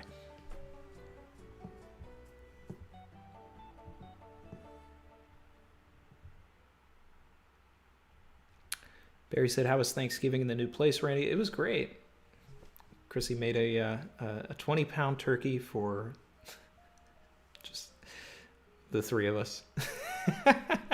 We decided not to travel and see family. We'll see them for Christmas. It was just too much after the move, but we had a really fun Thanksgiving. It was nice, and you know, we're thankful for video chat. We're able to see all of our family anyway.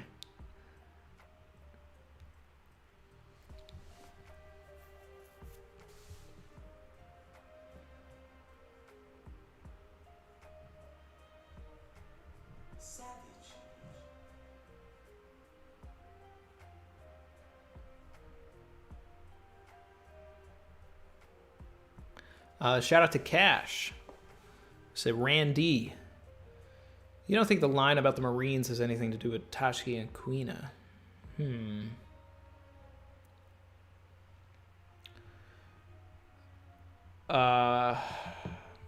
Which particular line about the Marines? That the Marines were after Kozaburo?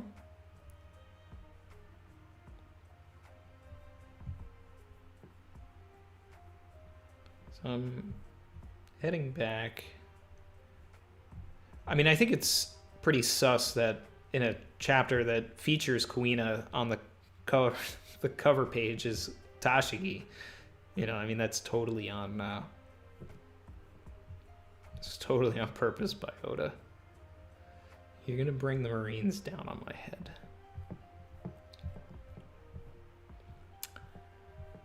I don't know. I mean, especially considering that Kuina died after Kozaburo died.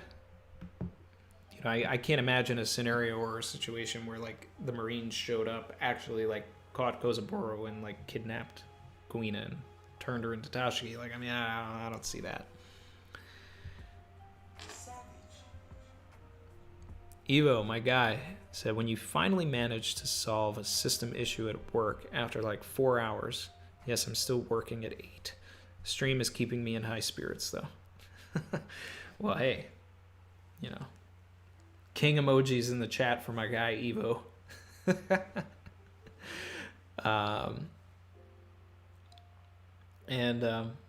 Glad the stream's keeping you in high spirits, man. You know, I mean, that's the whole, you know, that's the point, man. We're trying to have, you know, positive energy here, having fun, talking One Piece, getting it all out of our system.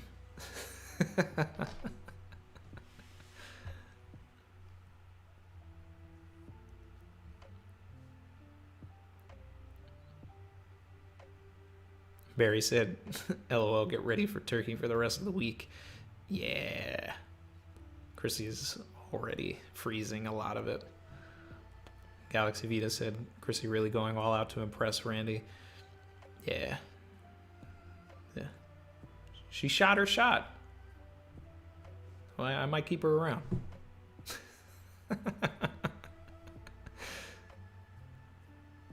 Dizza said he'll be over soon for some turkey. Oh man, I'm actually, you know, once I end this stream, I'm like, you guys got me in the mood for more. Not that there's anything, you know, else to eat right now. Like, I mean, that's the meal for the next week.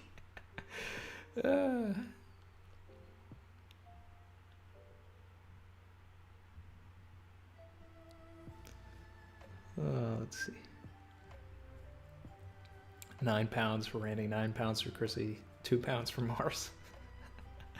Probably, you know, that boy eats a lot. I mean, I would give him a couple more pounds there.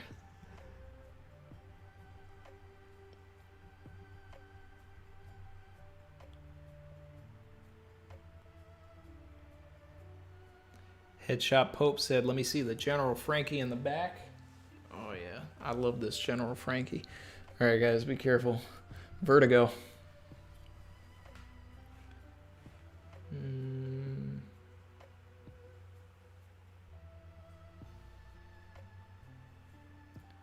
So I kind of lined everybody up the way they are in 989. And then... Oh. There we go. I gotta get the focus back on this thing. There we go. Gotta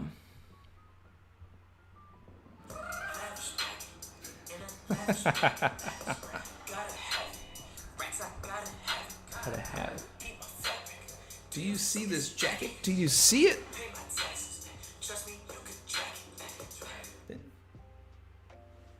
It's about to get spicy. My guy. Bro. Ty. Sorry I'm late, Captain. Shout out to all who witnessed Captain Ranji's Hour of Legends last week. Oh my god. I'm still buzzing from this chapter, he said. Yeah, let me see those W's in the chat. Let me see those kings in the chat. See those Luffy shocked faces in the chat. Bro, I hope you had a good holiday, man. Yeah. Already read the chapter twice. The second chapter, the second read through, it actually hit even harder. You know, we went through a lot of the, you know, the themes and stuff about it. Started to get into everything because it's like this is Zoro's journey right now, right? Odin did not want to conquer anything. He just wanted to open the borders. That's why he could never turn it into a black blade. But Enma itself is used to being around a bunch of goats. Roger, Whitebeard, Odin, etc. So Zoro's got to show Enma right now that he's going to be in the company of goats as well. And that's why at the end, it's so powerful when he's like, I made a promise to my captain and my oldest friend that I am going to be the best that ever was. Like no one ever was. To train these swords is Zoro's cause. Yeah. Appreciate you, man.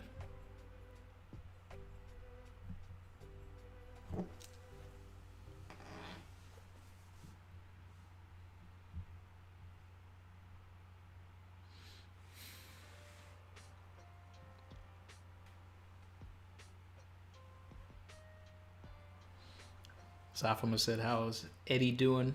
He's great. He's actually releasing a new music video today. So be on the lookout for that. You can check him out, Eddie Hearthrob, on Twitter and Instagram and YouTube and all that.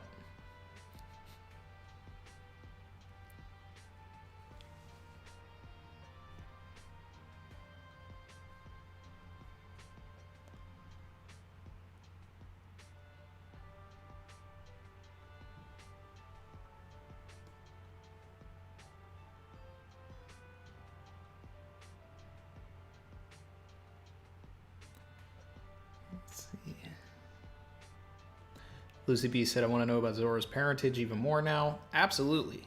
I mean, you can't... Oda, you're teasing us with this Zoro lore the same way you were teasing us with the Yamato lore. Like, come on. We need more. I need more Yamato lore. I need more Zoro lore.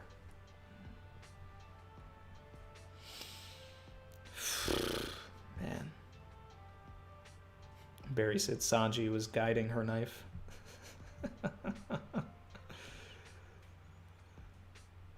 Oh, man. Dizza said 100 bands tie in the building.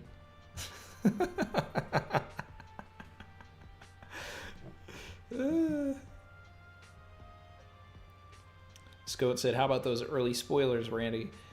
Yeah, so let's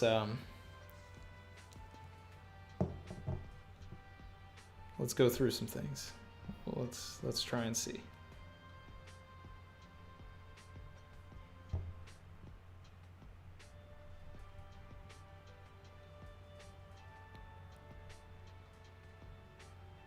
I will travel across the line, searching far and wide.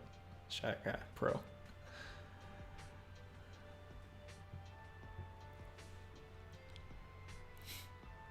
Very motivated said, Ty is never late. We're all too early.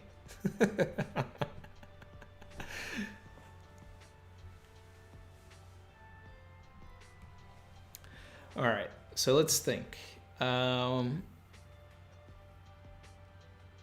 Next one will be 1034. The 934, if Oda wants to go, 100 chapter thing, which he didn't do this chapter, but he did the 2 chapters before. 934 was the chapter where the Big Mom pirates were sort of collecting themselves and figuring out, if Big Mom really was dead or not. It was also the chapter where Brook, Robin, and Kanjuro were sort of devising a plan. So it's possible that we go back to the Brook and Robin stuff, which would be great for me. I still want to see where this guy is. We have not seen this dude at all. So, but we know he's there because he was with them in 1003. But Monocle Man, aka Dripper Scarfino, you know, because my man is out here always dripping, got the scarf, you know, Monocle Man. Big drip. He's got that scarf on him. That's why Dripper Scarfino, that's my name for him. I just made it up. Until Oda gives us a name for these people. I want to see this dude and this guy scrapping, because we missed a like perfect opportunity for these guys to scrap. I'm not even gonna say Denjiro's going to show up because I'm a broken record with that. Denjiro just he fell down some stairs. Denjiro died. All right. He's gone, guys. Raizo versus Fukurokuju needs to end. There's no reason for that fight to be dragging on this much. I do not imagine that Zoro will. He already gave us back-to-back Zoro chapters, so I don't think we're going to get a full-on Zoro chapter. But if we do get a full-on Zoro chapter, it means exactly what I've been saying, and that the fight between Zoro and King is not Zoro's true fight. He needs to be involved with Orochi's defeat. So, if we're getting another Zoro chapter, then get ready for that fight to be ending really soon. I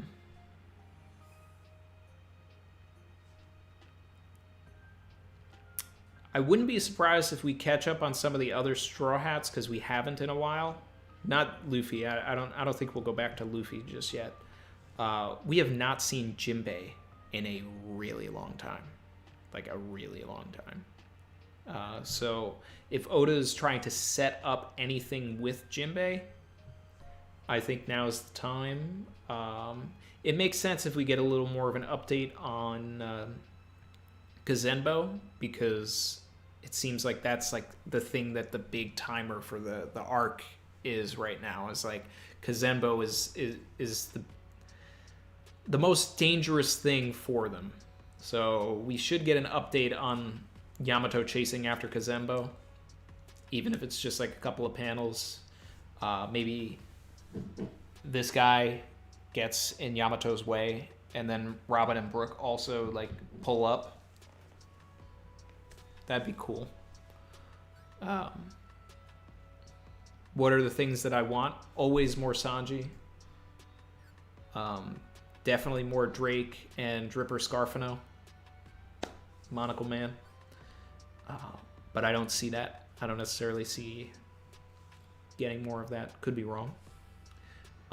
It would be pretty wild if we got an update on the Big Mom Pirates, right? And that they're like scrapping with the world government ships ready to annex Wano, because that would give us 100 chapters later of like a chapter that had the Big Mom Pirates, and then 100 chapters later we see the Big Mom Pirates again, even though we had seen them before. 100 chapters. It wasn't 100 chapters since the last time we saw them, but we've seen them so few times that it's of note, right? I really want to see, you know, and I said this in the Sanji summit that I did with JD Legend, King of Lightning, and Joy Girl, but I want to see the SSG on those world government ships fodderize the Big Mom Pirates. You know, I need them to just body them so that we understand that the SSG is actually a threat. Because right now, who knows?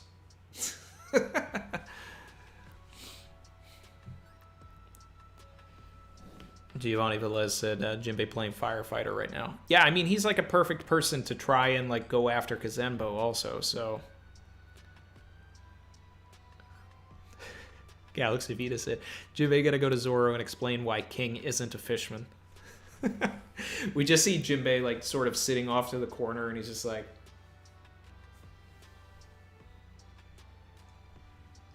he's just hanging on a rock looking like this, and he's just like, yo, Zoro, We gotta talk.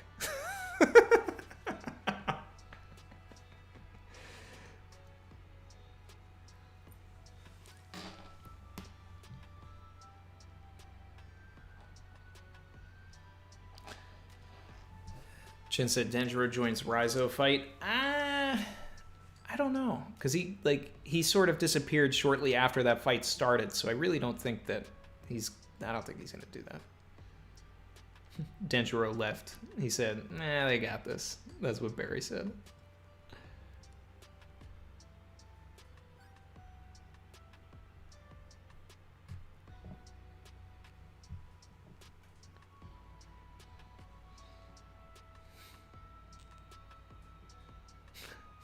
Zoe said, SSG says, LOL, get bodied.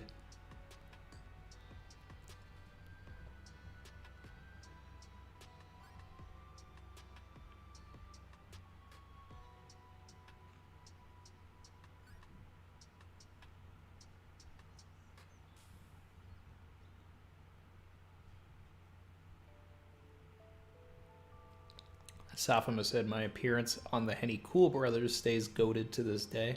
Oh yeah? What was your favorite part of that? It's been a while since that one. Barry said, oh, Randy, do you think we'll catch up with Nami and Tama? Do we think Tama's fulfilled her purpose here? So that's a great question. So like when I'm saying like I want to see what's up with the other Straw Hats, like definitely Nami and Tama are included with that. I want to see like Usopp getting a little bit closer to Kiku with Kanjuro's legs. You know, where's that? Yeah.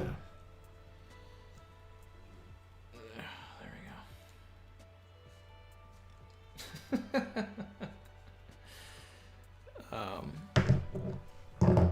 Yeah, she deserves to be there. I would love to see more than that. I still want very much, of course, for let's see, it's getting a bit dark here. I still very much want to see Tama be a Kurozumi, right? I don't know if it's going to happen. It really should. It would be great storytelling. It's kind of up in the air what Oda's plan is for Nami and Tama for the rest of the arc. Because he obviously separated Usopp from them for a reason. So that's why I think that Nami and Tama will probably get involved with Queen. Because that would make sense to me. Because that's how Oda has set it up. He set it up so that Tama has a connection to Queen, and Nami should have a conversation with Sanji about his kindness. So hopefully that's something that we get. Sanji protecting those two ladies from Queen.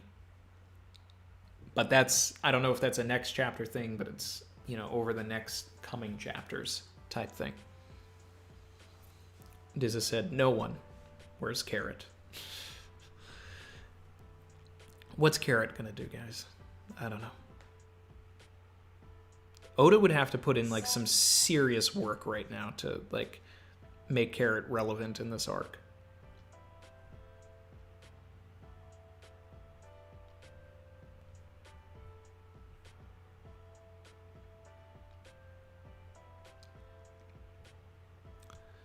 Shout out to Patrick Fowler. Thank you.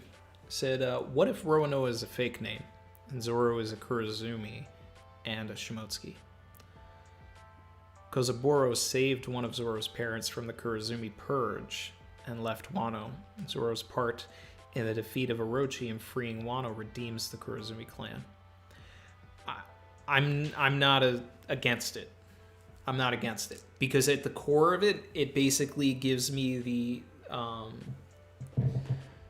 basic storyline that I want, right? Like the basis of the Tama theory in retrospect is to have a character that redeems the Kurozumi clan for a new generation, right? And considering that the Kurozumis were this cursed clan, it would make sense if Zoro was, you know, part of that as well, and then brings about, you know, a new era of Kurozumi. So I'm not against that. I do like it better for Tama, based on the interactions that Tama has had with Momonosuke. It's a little deeper there. But it's a great way to tie in one of the main characters into the story, you know, and loop it around that way. And then it would also flesh out like his own lineage. I like that idea of Kozaburo like saving a Kurozumi and then somehow getting the Roanoa name from something else. I'm okay with that.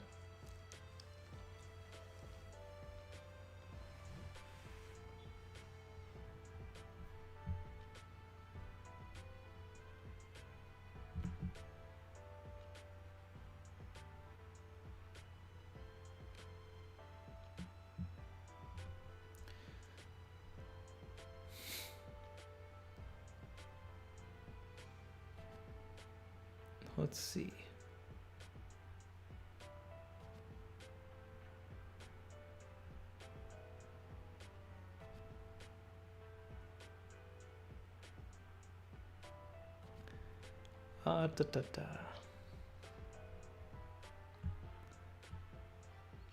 Catch it up on the chat here.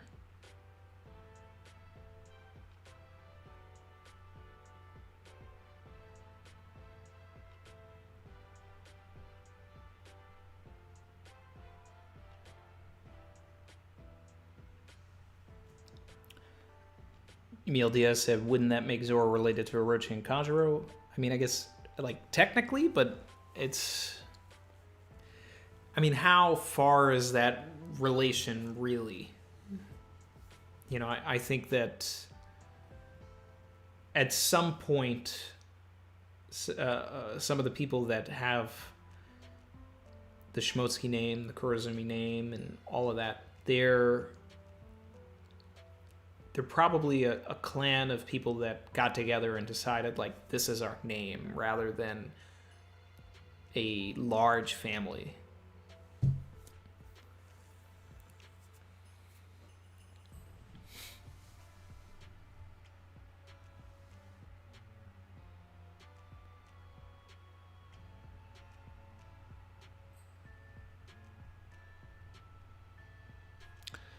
Yeah, Joker has been missing.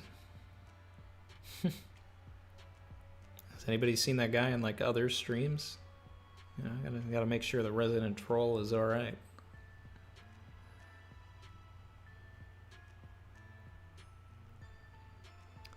Very motivated said the rest of the Big Mom Pirates said, "Big Bro Peros got this." You know, I saw someone say, and I don't remember where it was, but that they were waiting for like Perospero to pull out a book at some point, and that Montdor had used his ability to like store all of the Big Mom Pirates inside of a book, and Perospero had it, and he was going to throw the book and let everybody come out. That would have been dope. That would have been amazing. It would have been a curve, one of the best twists. It would have been awesome. I don't see that happening now.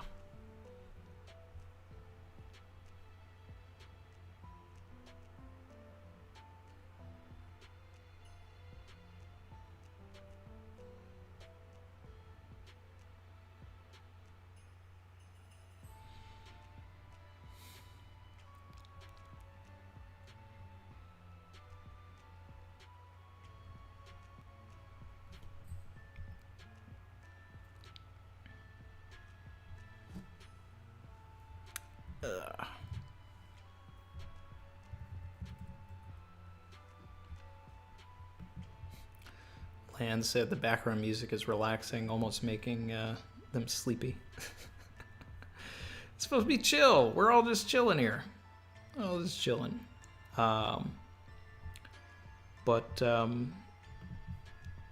Let's see. Yep, I'm starting to get hungry, guys. I think I'm gonna wrap things up. Shout out to the 300 people that are still in here. Again, if you haven't subscribed, hit that button. If you haven't liked, there's that as well. stay for like another couple of minutes. Last questions, last things to talk about, and then I'm gonna run. My guy Eric said, "Hey, new crib." Yeah, man. Still organizing things and all of that, but we're here. Still a lot to unpack. But yeah. Giovanni said Meatball Friday. No, it's Turkey Friday, Turkey Saturday, Turkey Sunday, Turkey Monday, Turkey Tuesday, Turkey Wednesday, Turkey Thursday, and then it'll probably be Meatball Friday.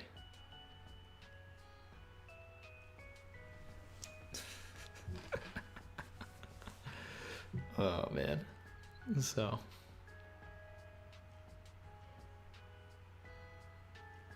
Safama said, shout out to Randy for the fire streams. Keep them coming, please. We all eat when you make those. Thanks, man. I just love hanging out with everybody. Finally get a chance to talk about One Piece.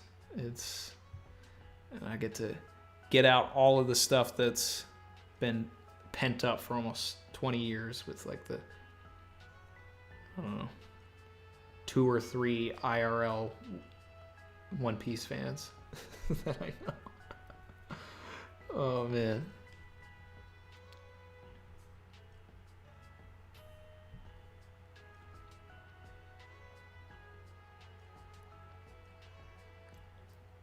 Gio said, my bad, leftovers week. Chrissy went overtime in the kitchen. All right. Yeah, 20-pound turkey, bro. 20 pounds. For just us. I mean, that's what they had, so.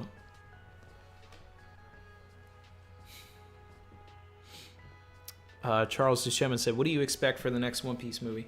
I really don't know what to expect, especially if they're trying to say that it's canon and that it's going to involve Shanks. It really just feels like stuff that should be in the manga. To this day, I think everybody kind of like looks at Chapter 0, Episode 0 as like full canon, but then Strong World is like, not really canon. Realistically, based on, where Shiki is in the hierarchy, or if you want to start power scaling or power leveling and all that, Luffy should have never been able to beat him, but hey, whatever. What I would like from Film Red, right, is a Shanks flashback. I'd like to see it sort of pick up maybe like right after Romance Dawn, and him giving Luffy the hat. Maybe show them getting the Gomu Gomu fruit, right? A retelling of Romance Dawn, maybe a little bit. Them, and then their journey to like how Shanks became a Yonko. Him clashing with Mihawk. Like, that's the kind of stuff that would be like, that would basically make everyone say, you need to watch this right now. You need to watch this. And it would also, if they did that and didn't necessarily tie the current events into the movie and like the current Straw Hats, it could be something that like you show to someone when they're just starting the series, because it's not necessarily going to spoil anything. If it went that route, that would be cool. That would be like, that's what I would want to do.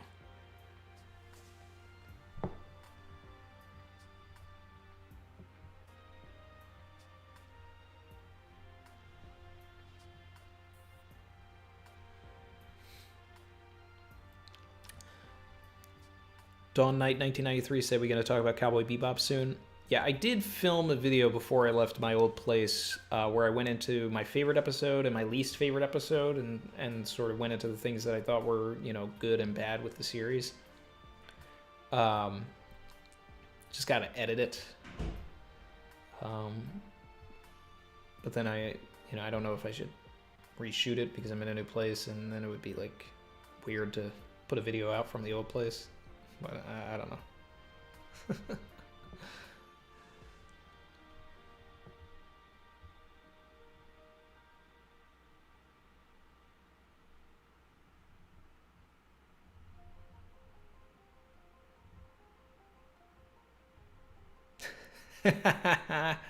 Barry said chapter 1034 spoilers. Meatball Friday. I love the memes that we have within the streams. Like, it's so good.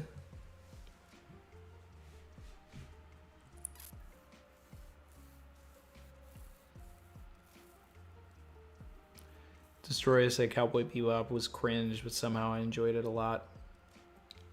Look, I never said it was perfect. You know, I was like getting flamed in the comments for me, you know, liking it. And I was like, people were out here acting like I gave it a 10 out of 10. Like I said, it wasn't perfect. There were episodes that I liked. There was at least one episode that I thought was trash, which was episode 6. And that's just because I don't think that star-crossed lovers should ever meet outside of like in a dream or a simulation and all of that. And then the weird posterization filter they put on it was just so bad. But there's a lot of good things that they did. Like, one of my favorite aspects of what they did with Bebop was giving Jet a child. Like, that was something new that they added that I thought made Jet's character better. Right? And raised the stakes, you know, in certain situations towards the end of the series. How they took a small character like Elisa from Ganymede Elegy and made her like sort of a consistent character. Like, changes had to be made to fit it into a like story format, because unlike One Piece, Cowboy Bebop is procedural. So you're going into episodes of Bebop and it's really just Spike, Jet, Faye, Ed, and Ein, and they like go fight the bad guy, and then the next episode they don't even talk about anything that happened in the last episode a lot of the time. But when you're making a television show, you need to have things connect, which is weird and different and, you know, not necessarily what Bebop is. You know, it's more disjointed than that.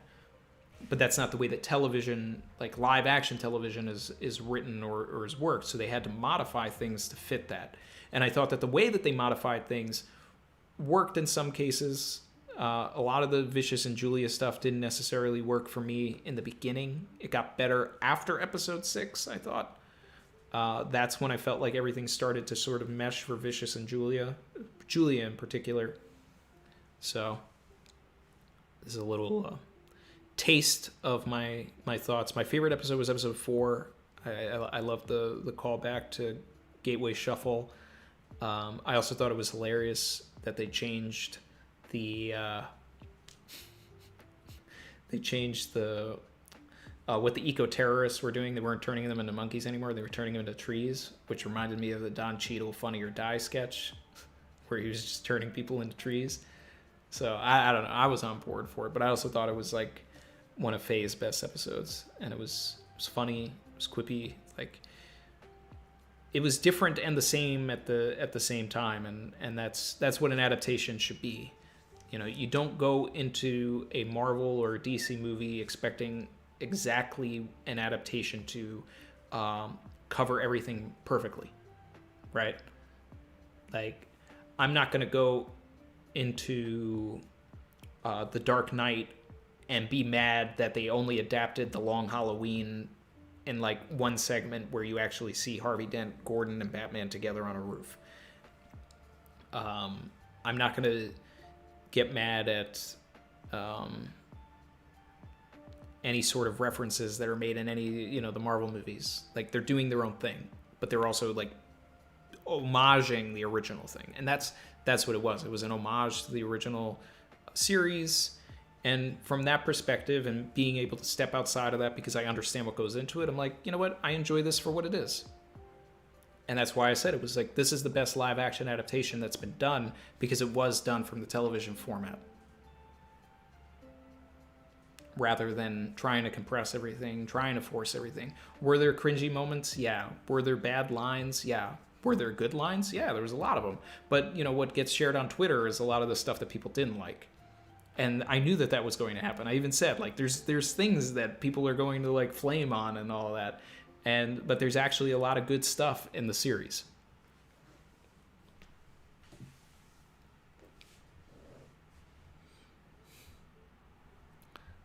Barry just said, the live actions aren't meant for us. We have the story already. It's for those who wouldn't have experienced the story otherwise. Yeah, exactly.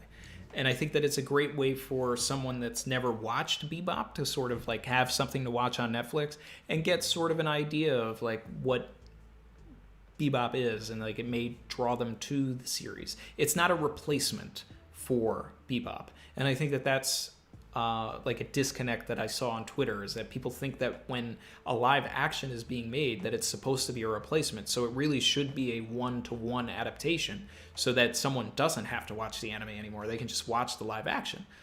That's not what it is. Like, I don't watch a Batman movie and then, you know, say like, all right, well, I don't have to read this comic now. I mean, even though a lot of people probably don't read Batman comics, or, you know, and like watch the movies anyway. But still, it's not a replacement.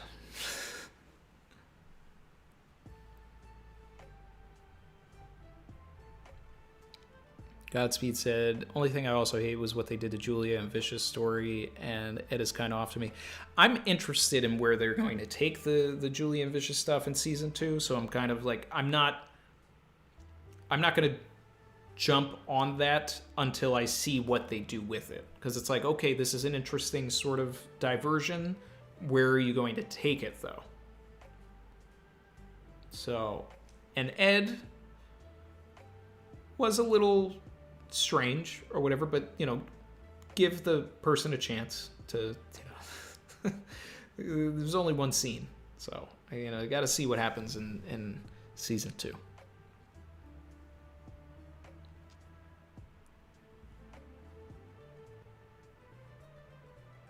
Lucy B said, man, do people even know how much Marvel changed from the comics? It's a lot. It's a lot.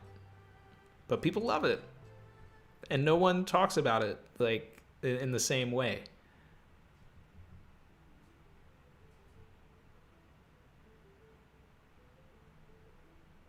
So, I know this is the One Piece 1033 stream, and, you know, I'm going off on Bebop and stuff like that, but, you know, I hope that you guys don't mind that. Emil said Don Cheadle's the best Captain Planet. I mean, I can't argue.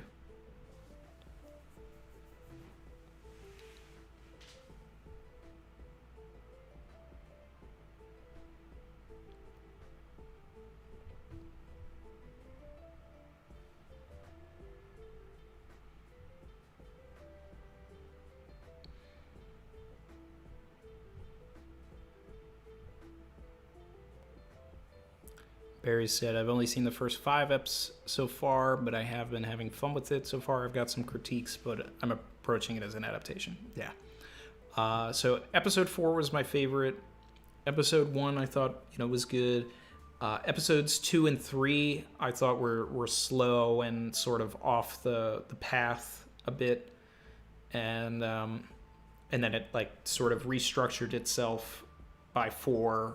And then, you know, 5 was good. Although there's, you know, one thing that I would have changed in 5 with Jet's past, but all of the stuff with Spike and Faye in that episode I thought was really awesome. Episode 6 really should just be like removed from the entire adaptation. It just shouldn't exist. And then episodes 7, 8, 9, and 10 were all like, you know, decent to good to great or whatever. And so realistically, you know, like I think I said in my original tweet, I was like 7 out of the 10 episodes, you know, were, you know, at least good. So I gave it an 8 out of 10, but really, like, it's probably more like a 7 out of 10 based on that. But if I'm, you know, but I'm like curving it, I guess, a little bit for the all of the bad live action adaptations that have happened. I'm curving the grade. So, but I stand by it. I stand by it. I had fun with it. Chrissy and I both had fun with it.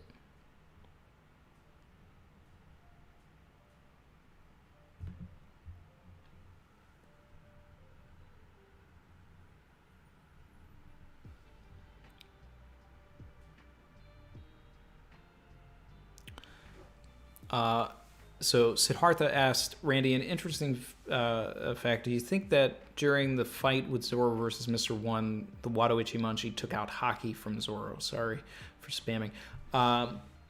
So I'm one of the people that does believe that Zoro like pulled out armament Haki in that moment and took out Mr. One using armament Haki, but then didn't know how to like bring it forth.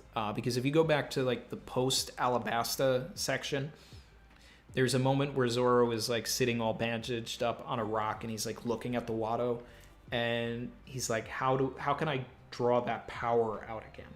Right? So he did something that he didn't understand. And I think that was like Oda subtly foreshadowing armament Haki. So yeah.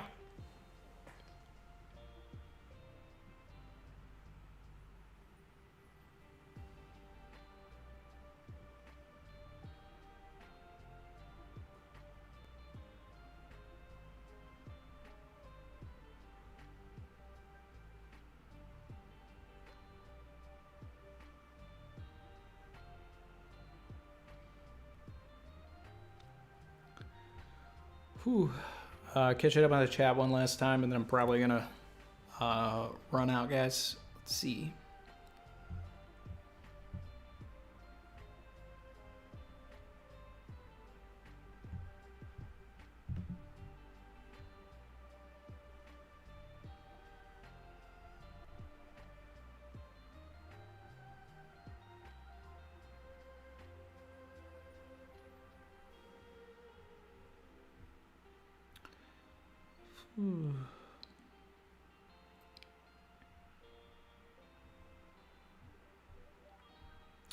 Don Cheadle is also a fantastic Donald Duck. When did he play Donald Duck?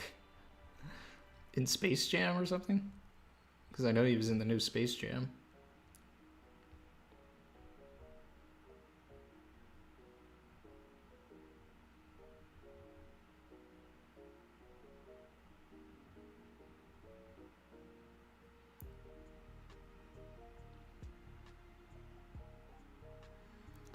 Jen said, Bebop was a stepping stone and turning point for me, a preview of what tomorrow's studios can do with One Piece. I'm sorry, I just can't anymore.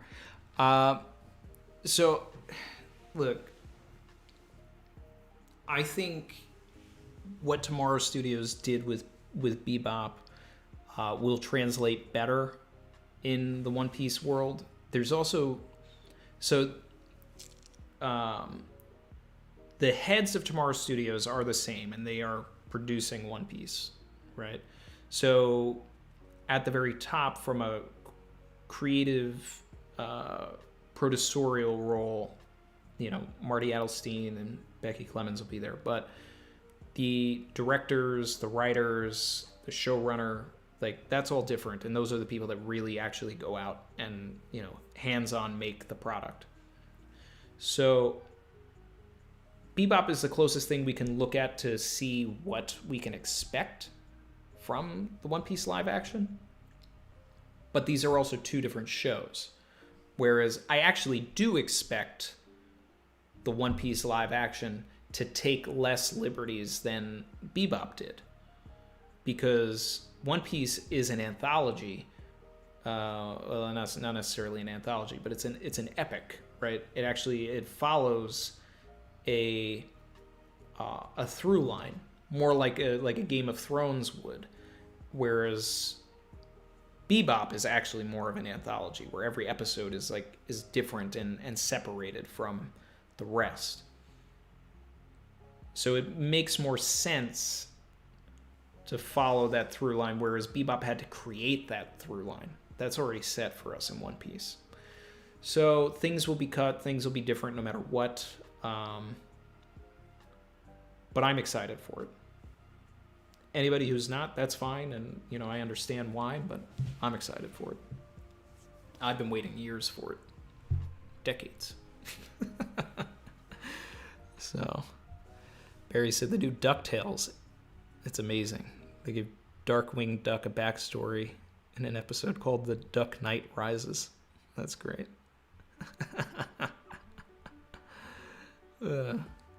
So.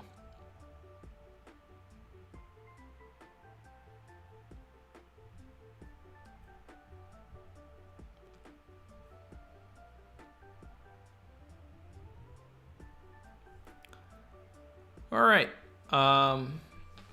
So I think I'm gonna run now, guys. Shout out to the 281 people that are still sticking with me. Appreciate the 342 likes on the stream. If you haven't liked it, hit like. If you haven't subscribed, hit subscribe. And I'll see everybody real soon with the analysis. 10:34 next week because there's no break. I'm glad to hear that, you know, that everybody that shared here sounds like, you know, everybody had a good holiday, so that's great. And yeah, you know, I'm just slowly chipping away at the studio. Eventually I'll be turned this way, and I'm trying to, it's going to take me a while. It's going to take me a while, but I'm trying to create dioramas on a new shelf to put the figures behind me and stuff like that. So hopefully that'll be fun. Thanks for everybody for hanging out, and have a great week. All right.